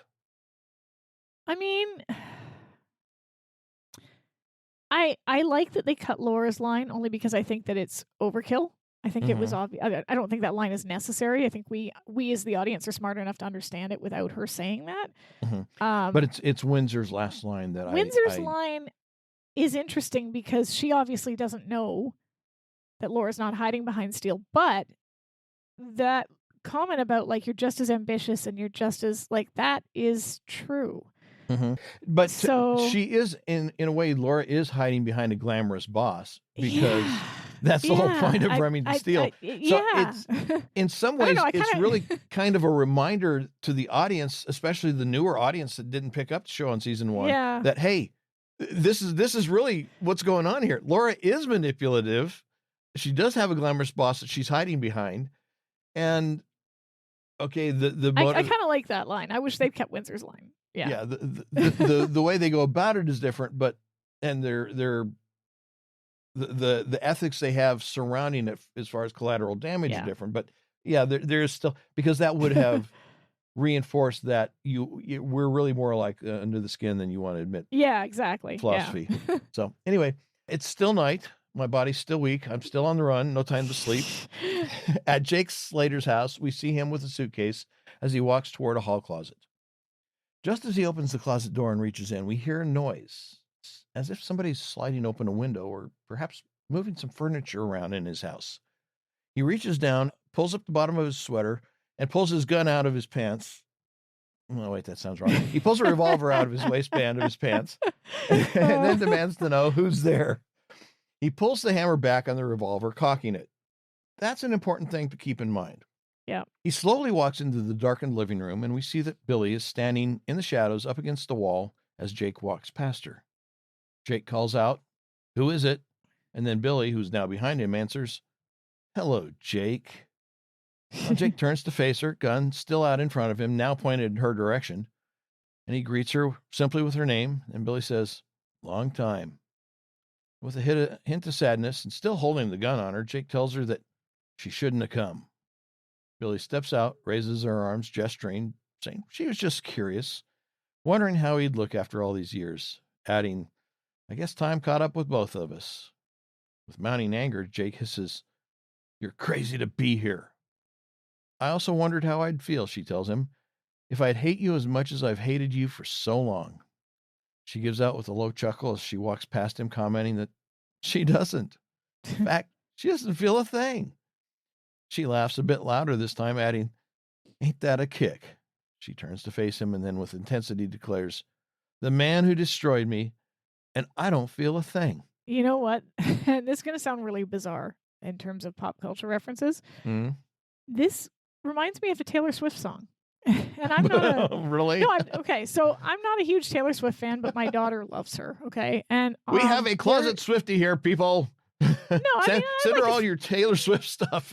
Please don't. I like a few of her songs. I'm not a Swiftie by any stretch of the imagination, but my daughter Kira likes. She's got a bunch of CDs, and one of the songs when she said that, I thought of the song. It's called "I Forgot That You Existed," and I'm just going to read some of the lyrics here because sometimes when I hear songs, I think of like TV shows or I think of movies and stuff like that. Okay. The first verse, like, "How many days did I spend thinking about how you did me wrong, wrong, wrong? Lived in the shade that you were throwing till all of my sunshine was gone. I couldn't get away from you in my feelings more than Drake. Your name on my lips tongue-tied, free rent living in my mind. But then something happened one magical night. I forgot that you existed. And I thought that it would kill me, but it didn't. And it was so nice, so peaceful and quiet. I forgot that you existed. It isn't love, it isn't hate, it's just indifference." And that just kind of like summed up in my head how like this scene where she confronts, because this really is the man that completely destroyed her life. And you would wonder, 30 years go by, you'd wonder, how would I feel if I saw this person again? Would I be overcome with rage? Would I be overcome with sadness? Like, this was a man she thought she was deeply in love with, and she sees him and it's just like, no, I don't, like, you're nothing. You're completely. And it's probably because she's built this life for herself that gives her peace. And that's probably, like, she obviously still feels those old ghosts of what happened to Sally. And that trauma's still with her. But Jake, he's nothing. Because she has something in her life that matters to her. Like, it's not a person. It's just, like, her peace, her existence without all of that pressure. And so, yeah, it just made me think of that song. But I love that line. Like, she just says, like, isn't that a kick? The man who destroyed me, and I don't feel anything. I mean, it's kind of like, you know, people think that if you say that you don't like somebody, that you're saying you hate them. Yeah. And it's not the same thing. Hate is an active feeling. Yeah. Whereas I don't like you is just simply, I don't have any affection for you. I don't have any affection or attitude against you. I just simply, I don't like you. It's probably even worse, like, to be told by somebody, I don't care anymore. Like, Mm-hmm. I don't hate, like, you don't matter enough for me to even hate you. Yeah. Yeah. You know, like, that's gotta suck. Yeah. Yeah. It's like that old line that they use in some movies or TV shows. Are you going to kill him? No, he's not even worth the bullet. Right, You know? exactly. Like, that's pretty much what she's telling him here. Like, I thought I would hate you, but you know what? No, you're not even. Yeah. So, Well, yeah. Jake, who hasn't moved, turns to face her and with apparent regret tells her that he meant to come back. And of course, oh, sure you did, Jake. Sure, she mocks. Yeah. And then she pauses and then accuses him of having killed Tommy. And then she asks, why did he have to do it? He was such a harmless little guy. And the momentary regression into regret now gone, Jake becomes more aggressive in his tone, saying that the pipsqueak wouldn't shut up. He just went over there to scare him off, but he knew who Jake was, presumably from Billy's letters, but he just wouldn't shut up. And Billy, undoubtedly already knowing the answer, asks if he's going to kill her too, like he tried in the woods. Yeah. And he gives a very slight shake to his head and says, this isn't the way he wanted it, but he's got to protect his investment. And he pulls the hammer of the revolver back. Wait a minute. That's not how revolvers work. You pull it back, it's cocked. You don't have to pull it back a second time. I know. In fact, you can't pull it back a second time. This is probably a separate, like, you know how they do all kinds of takes to, like, get coverage or whatever? Yes, They I probably know. just forgot that he'd already cocked Yes. it. Although it's in the script. Anyway, I know. second, what investment? He has no investment in this. Well, This is blackmail. There is no investment in blackmail except by the person paying the blackmail. Which is Lou Mackler. So if she exposes him, then she exposes Jake and he loses his money. Mm-hmm. Well, so anyway, that's his investment. Yeah. he's Just then there's money. a persistent knock at the door and the sound of Steele yelling, Slater! Slater, open up! Well, Jake and Billy look toward the door momentarily and then back at each other. Slater decocks the revolver and with a malicious grin tells Billy, some other time, doll. And he turns and runs out the back. As Billy shakes her head in disbelief, Steele breaks open the front door and he and Laura rush in. They run into the living room and finding Billy ask in turn if she's all right and then where's Jake? Yes, she's fine and Jake went out the back. Steele and Laura turn to give chase but pause as Billy calls after Steele. He turns asking, yeah, what? And she says very unemotionally, nail the creep. Yeah, and I like that because I mean you could make the argument that Billy was obstructing justice by not because she obviously knew that Jake was involved in this, and she she's been hiding all of this even with her conversation with Mildred and stuff like that. But I think that this was necessary for her. She had to come face to face with Jake, whether she ended up dead or not. This was something she needed to do for Sally, for herself, for 30 years worth of regrets and what ifs. Like, she needed to do that before she could let anybody else know all of the stuff that happened, right? And now that she's gotten that weight off of herself, nail the creep. It's great. I love it. Well, and then Steele grins and points at her in a you got it gesture, and then he and Laura rapidly resume their exit. I'm going to just, the next portion, I'm just going to read from the script because it's so well done. Okay, fair. Exterior alley night.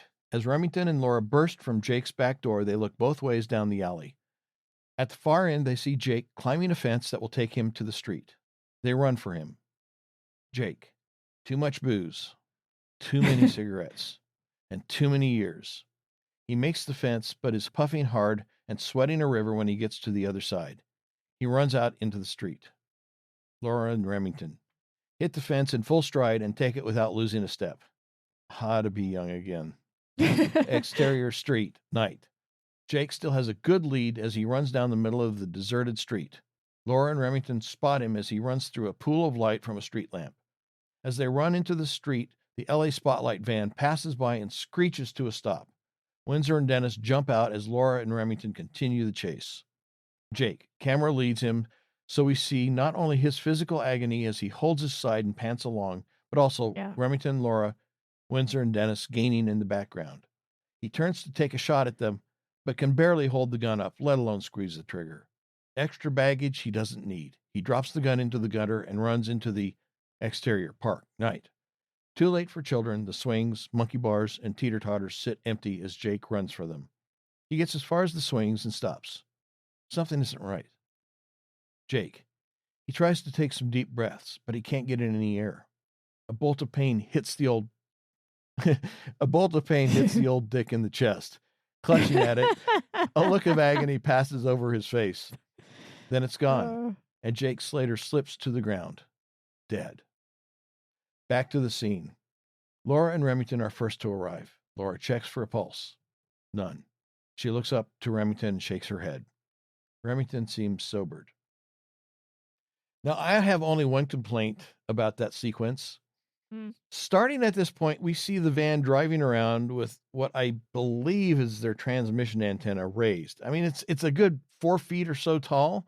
And I can't believe that any news crew van would be running around with that thing in the up position. I mean, the only reason for it to be up there, sticking up in the air, is that they're transmitting. And I highly doubt that they would be transmitting while driving. Is Kyle or Dennis operating it? Because I don't think they're the sharpest crayons in the box. No, the thing is, Windsor's driving it, which we find later. No, I mean the antenna, the antenna itself. Yeah. Yes, well, I'll agree that they're not the sharpest tools in the shed. I will agree with that. Anyway, Windsor and Dennis run up to join them. Windsor gapes open-mouthed at the scene, and then, "Roll tape, Dennis," Windsor orders. "I want a 3-shot of us around the body." Steele stands. Laura remains crouched over Jake's remains, look of horror on her face. She glances up at Steele and then looks around at the ground around her.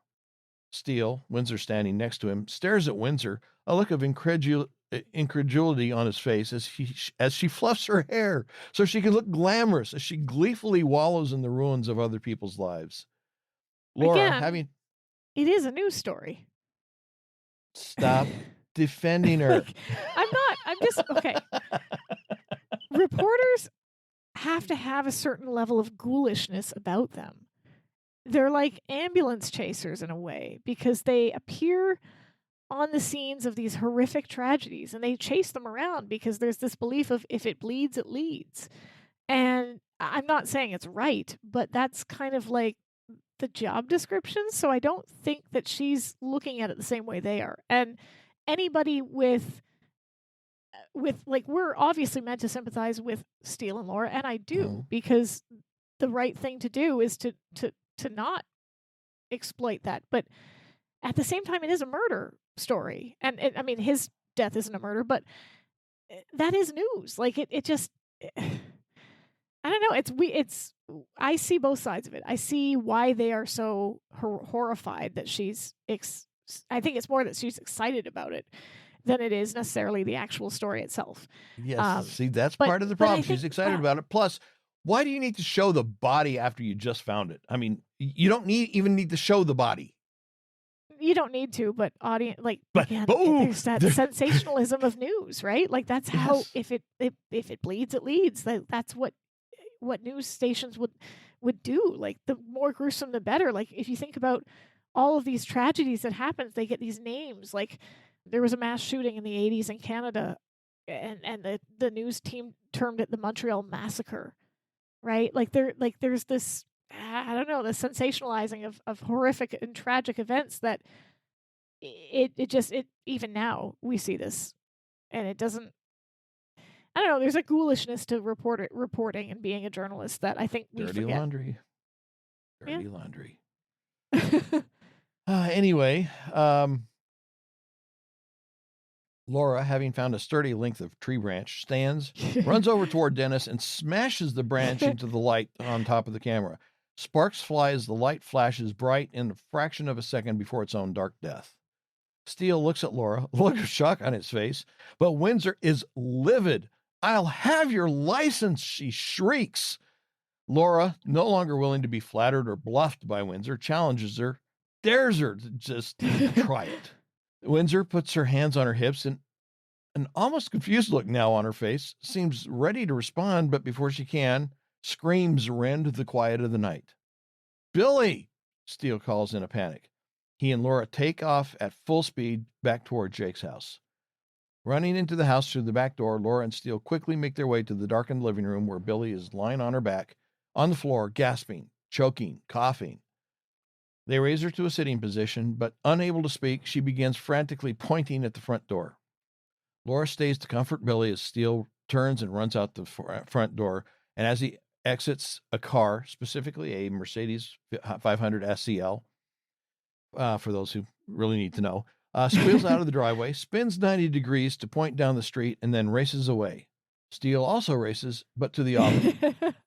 As he's getting in, yes? I always forget which episode this is in, but it's one of my favorite moments when it's right when the car gets to the end of the cul-de-sac, right? And that car turns just fine, but Steele gets to the end of the cul-de-sac and he's like, nope, not able to do it. So he's having to do this 3-point turn radius. It's like, I always forget what episode it's in, and then when it pops up, I'm like, I love that line because Well, as Steele is getting into the Auburn, the LA Spotlight van pulls up and Dennis hops out of the passenger's door.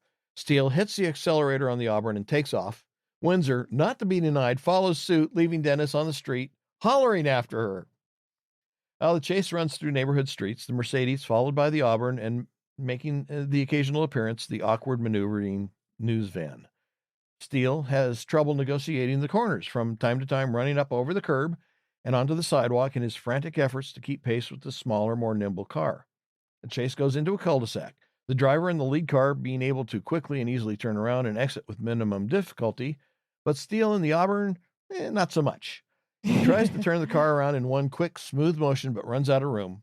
He groans, curses the lousy turn radius of the classic car, and has to back up in order to complete the 180. The quarry is backtracking, weaving through the streets. But coming up from the opposite direction, so far behind that she's actually now in front, is Windsor in the news van.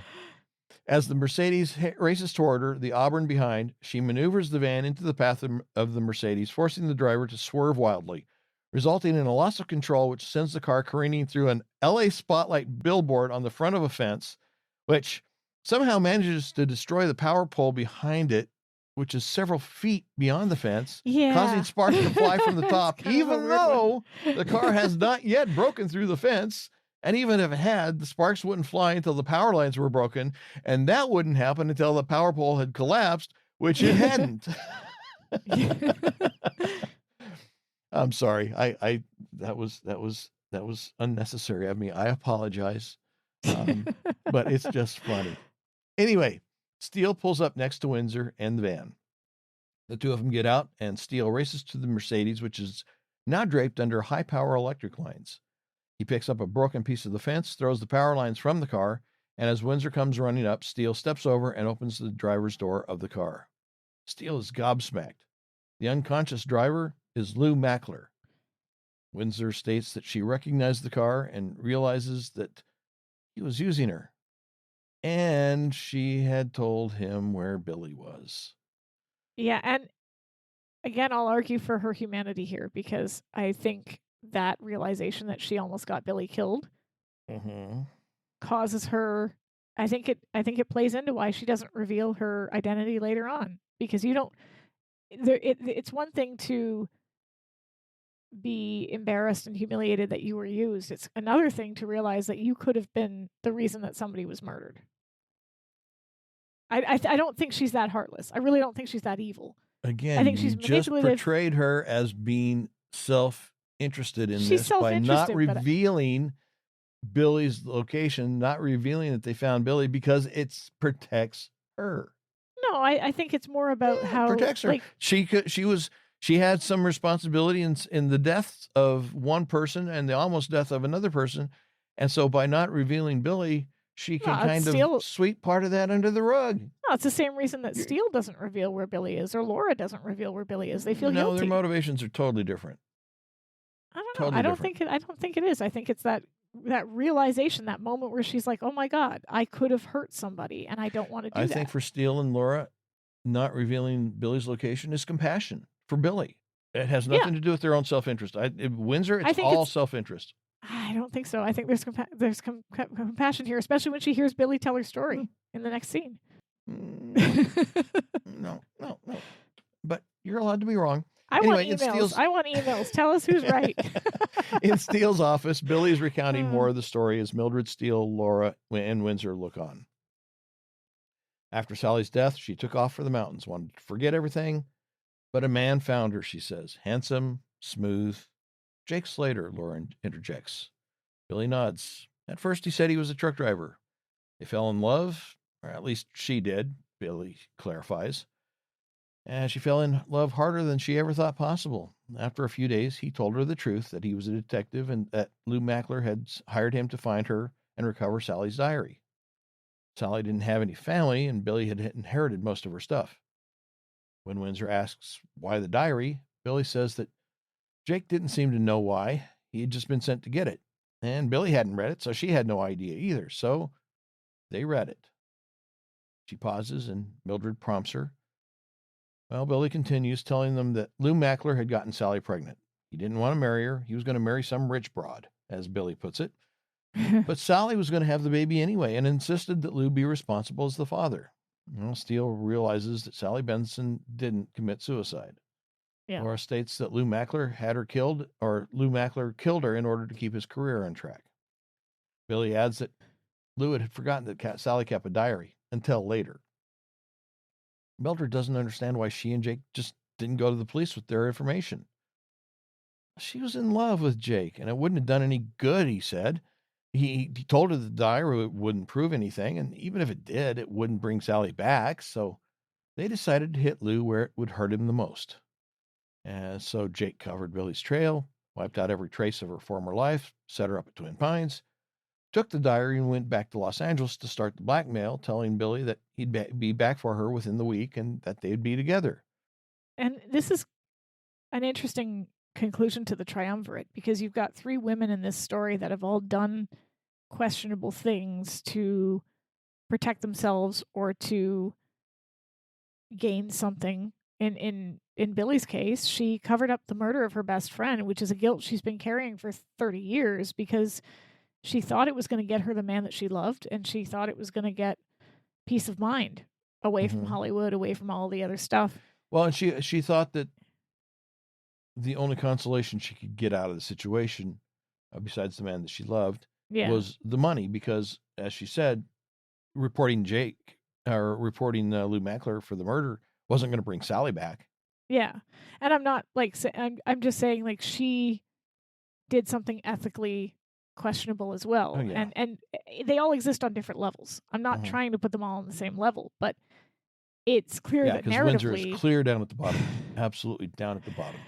It's clear that narratively we're supposed to see the parallels of these women who have all been manipulated by a system, that have all been sort of like forced to make difficult choices that don't have a perfectly ethical answer to them, and now they're all in the same scene, and it's just interesting the way that the script does this. Well, as Billy is saying that Jake said he'd be back and they'd be together, she breaks down into tears, and of course Steele concludes that Jake never came back for her, and Mildred asks Billy why she didn't tell him this before, and through her tears, Billy confesses that it was shame. Yeah. She'd betrayed her best friend. She was betrayed. She'd lost everything, and she'd hated herself for it ever since. But had she really betrayed her best friend? I don't think so. I really don't think so. I think that's her interpretation. That way, because I think that in her mind, the betrayal was not exposing Lou. Because if Lou has murdered her best friend, who's going to stop him from murdering somebody else that gets in his way? Well, that's true. Who's going to stop him from doing it to the next woman that he impregnates and then is inconvenient about wanting to keep the child or what have you? Like, there is an element of danger to Lou Mackler that was never exposed and was allowed to continue.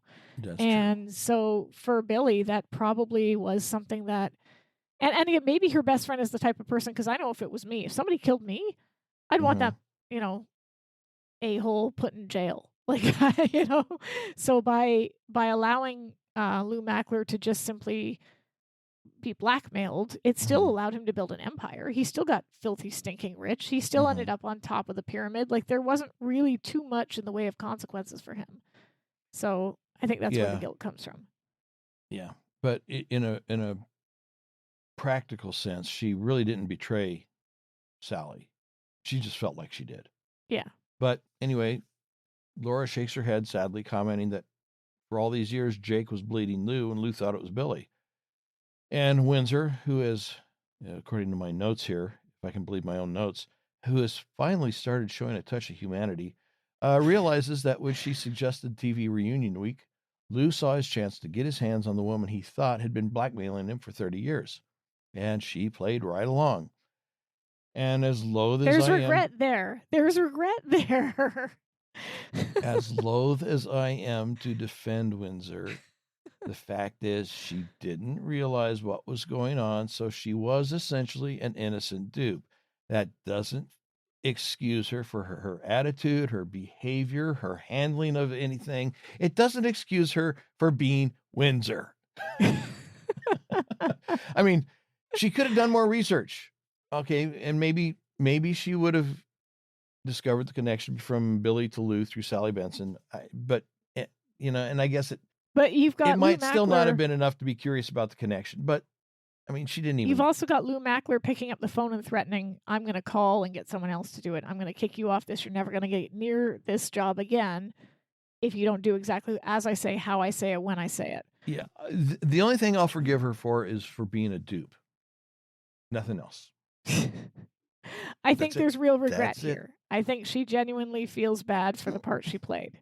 And I think we see Only that. as far as how it might have impacted her career.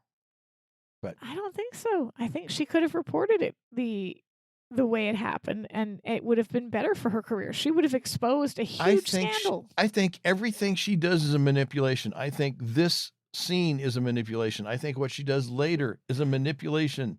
She is a manipulator. Oh, pure and simple.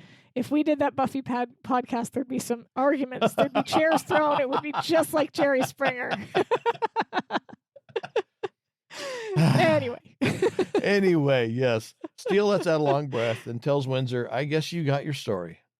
Laura says that she, for one, will be very anxious to hear how Windsor reports it, as she gives the woman a warning look. Well, on the screen of a small television, we see Windsor reading the conclusion of her story. And so, after 30 years, the truth behind actress Sally Benson's death is finally known. Ironically, the murder of Benson was uncovered during an LA Spotlight search for Benson's longtime friend, Billy Young. The whereabouts of Young, a former Showtime Cavalcade star, remains a mystery. This is Windsor Thomas, Newswatch 6. I guess the sign off of Newswatch 6 means that she got moved from Fluff. Yep. Yeah. Anyway, as the story on the television concludes, we pull back to see that we are in Billy's cabin. And as Windsor signs off, Billy clicks the remote, turning off the television. She sets down the remote on a coffee table and then, satisfied look on her face, picks up a scrapbook full of photos and begins to flip through the pages. We have a comment. I'm going to say that's probably the first time in 30 years that she's opened that book. Oh, probably. Absolutely. We have a comment. Buffy podcast, throwing chairs, sign me up. So, I'm just saying. Some comedy there. But yeah, no, I definitely think this is probably the first time she's been able to look at those pictures without feeling that weight on her chest, that guilt. Mm-hmm. And just looking at them, not just without the weight, but with genuine fondness. Yes. But isn't it interesting that she kept it? Yeah. She could have gotten rid of it because she got rid of everything else in her life that reminded her of what had happened. Yeah. But she kept the book. Yeah. Interesting. It is interesting. Anyway, next. Do you know what else is interesting? That fur frickin' coat Laura's wearing. What is going on with that coat? I'm sorry, that's horrendous. Why? So first of all, it looks like something that Windsor would wear. And yes. Secondly, I'm sorry, I know that LA can get cool at night. I get it, but I'm a Canadian, okay? And I cannot fathom needing a coat like that in Southern California. You know what she needed? She needed really big, dark sunglasses, a huge hat with a feather sticking out, so she looked like a pimp. It just feels like such a bizarre fashion choice for Laura for so many reasons. One, it drowns her. She Oh, yeah. disappeared. You could put 5 of her in that coat. 2, the shoulder pads are up to here. Okay. 3, it's Southern California. Who needs a fur coat like that in Southern California? I don't need a fur coat like that in Southern Ontario. And it's damn cold outside. Okay. Like, we have never seen her wear anything like that before. And we never see her wear anything like that again. That is probably the worst Laura fashion faux pas for the entire series. I'm claiming it. It's that coat. That is hideous. But I mean, can't you see that on a pimp walking down the streets of LA? It's like a really terrible choice for Laura. Like, what is going on? Well, it's night. Laura and Steele are walking. They're next to a river or maybe a lake, perhaps strolling back toward one of the cabins at Billy Young's campground. And Steele says, "You're quiet tonight." And Laura admits that she was just thinking about the way she acted when she was in the spotlight. Steele says, "Oh," as if he was expecting her to give some other reason. But given the topic, he consoles her, saying, "It's a bit troubling to find out how easily we can all be seduced by the camera." And it's interesting that he doesn't make it exclusive about her, but inclusive. Yeah, he chooses to go for Grace. Like, he doesn't. He could needle her, he could tease her, he could do that thing that he does that you kind of think, this is why she doesn't sleep with you, Steele. This is why. But he doesn't do that. Instead, he's sort of like gentle with her, which is very sweet. Yeah. Laura asks why he didn't pull her aside and shake her back to her senses. I kind of think he did. He tried. Playing along with her revisionist history of the recent events, Steele asks, would it have done any good for him to try? And Laura tells him that sometimes it's frightening how well he knows her. Yeah. Grinning, he tells her, how about a real scare? And then without warning, he turns, wraps his arms around her, pulls her in for a long kiss, and we freeze. I got a question. How did he find her in that coat? How did he find where she was? But putting that aside, that last exchange too is also really telling, because when she says, like, why didn't you pull me aside and shake me? And he says, would it have done any good? He sort of did, but he did realize, and he said it to Mildred, like, it's not going to work coming from me. And he knew that, right? And then she acknowledges and he also understood that it wouldn't work even coming from Mildred. Yeah, yeah. And then she then says, it's frightening how well you know me, which is a really, again, that small intimacy, that acknowledgement that he knew her so well that his attempting to intervene would have only made things worse. Yeah. So it's really, and then of course the hideous coat thing, like, but the kiss is nice, just the coat. Why? Anyway. Well, it gives them a place to both stay warm and she snuggle. Could put it around both of them. That's right. Could make a tent out of it. All right. Anything else? No, just that this is anything following Sensitive Steele would have been a really heavy lift. And this episode manages to do it, I think. Yeah. This is a good one. It's one of those ones, it's kind of like Steel Blue Yonder. I always forget how much I like it until I rewatch it, and then I'm like, oh no, I really like this one. So, yeah. All right. On the website, www.SteeleWatching.com, you'll find show notes, Amazon links to Sunset Boulevard, Out of the Past, and I'll go ahead and throw in Wait for Your Laugh. And you'll find links to other resources such as the Facebook page, the Twitter, and the Instagram page, as well as the officially unofficial Remington Steele Watchers Facebook group, which you should join, become a part of, laugh, cry, agree with me, tell Eric he's wrong, whatever floats your goat. So floats your goat? Yeah, floats your goat. That's a saying, isn't it? No, it's floats your boat. Email us. No, I'm kidding. I always say floats your goat because I like it. And you'll also find ways that you can support the show with your financial contributions, or have your friends who are not yet listeners and subscribers and followers add that podcast to their favorite podcast player. Well, now we're a pyramid scheme. Thanks a lot. Oh, yes. All right. Next time, Steele at your service. The butler did it. No, the butler didn't do it. The butler died it. He did it, died it. We'll see you next time, everybody. Bye-bye. Bye. Hey, everybody. Eric and Sara here. Just a quick announcement to let you know that yes, we do appreciate everyone who listens, participates, and supports the podcast in whatever way you do. But we wanted to give an extra thank you to those who are so graciously giving to be monthly financial supporters. We are making live streams of our recording sessions available to anyone who is a monthly financial supporter. So not only can you watch us live as we record our podcast episodes, you will be getting access to the raw, behind-the-scenes, unedited version of episodes before they get officially released. And Sarah, does that include our mistakes and screw-ups and our humiliating? Oh, yeah. Yes, every it does. single one of them. Every single one of them, yes. So again, this is just an extra thank you to those who are going above and beyond. But whether you choose to become a monthly financial supporter or not, we still love you. We want to say we thank you for your support, your encouragement, and your feedback. If you want to become a monthly financial supporter, please visit our website at www.SteeleWatching.com to sign up.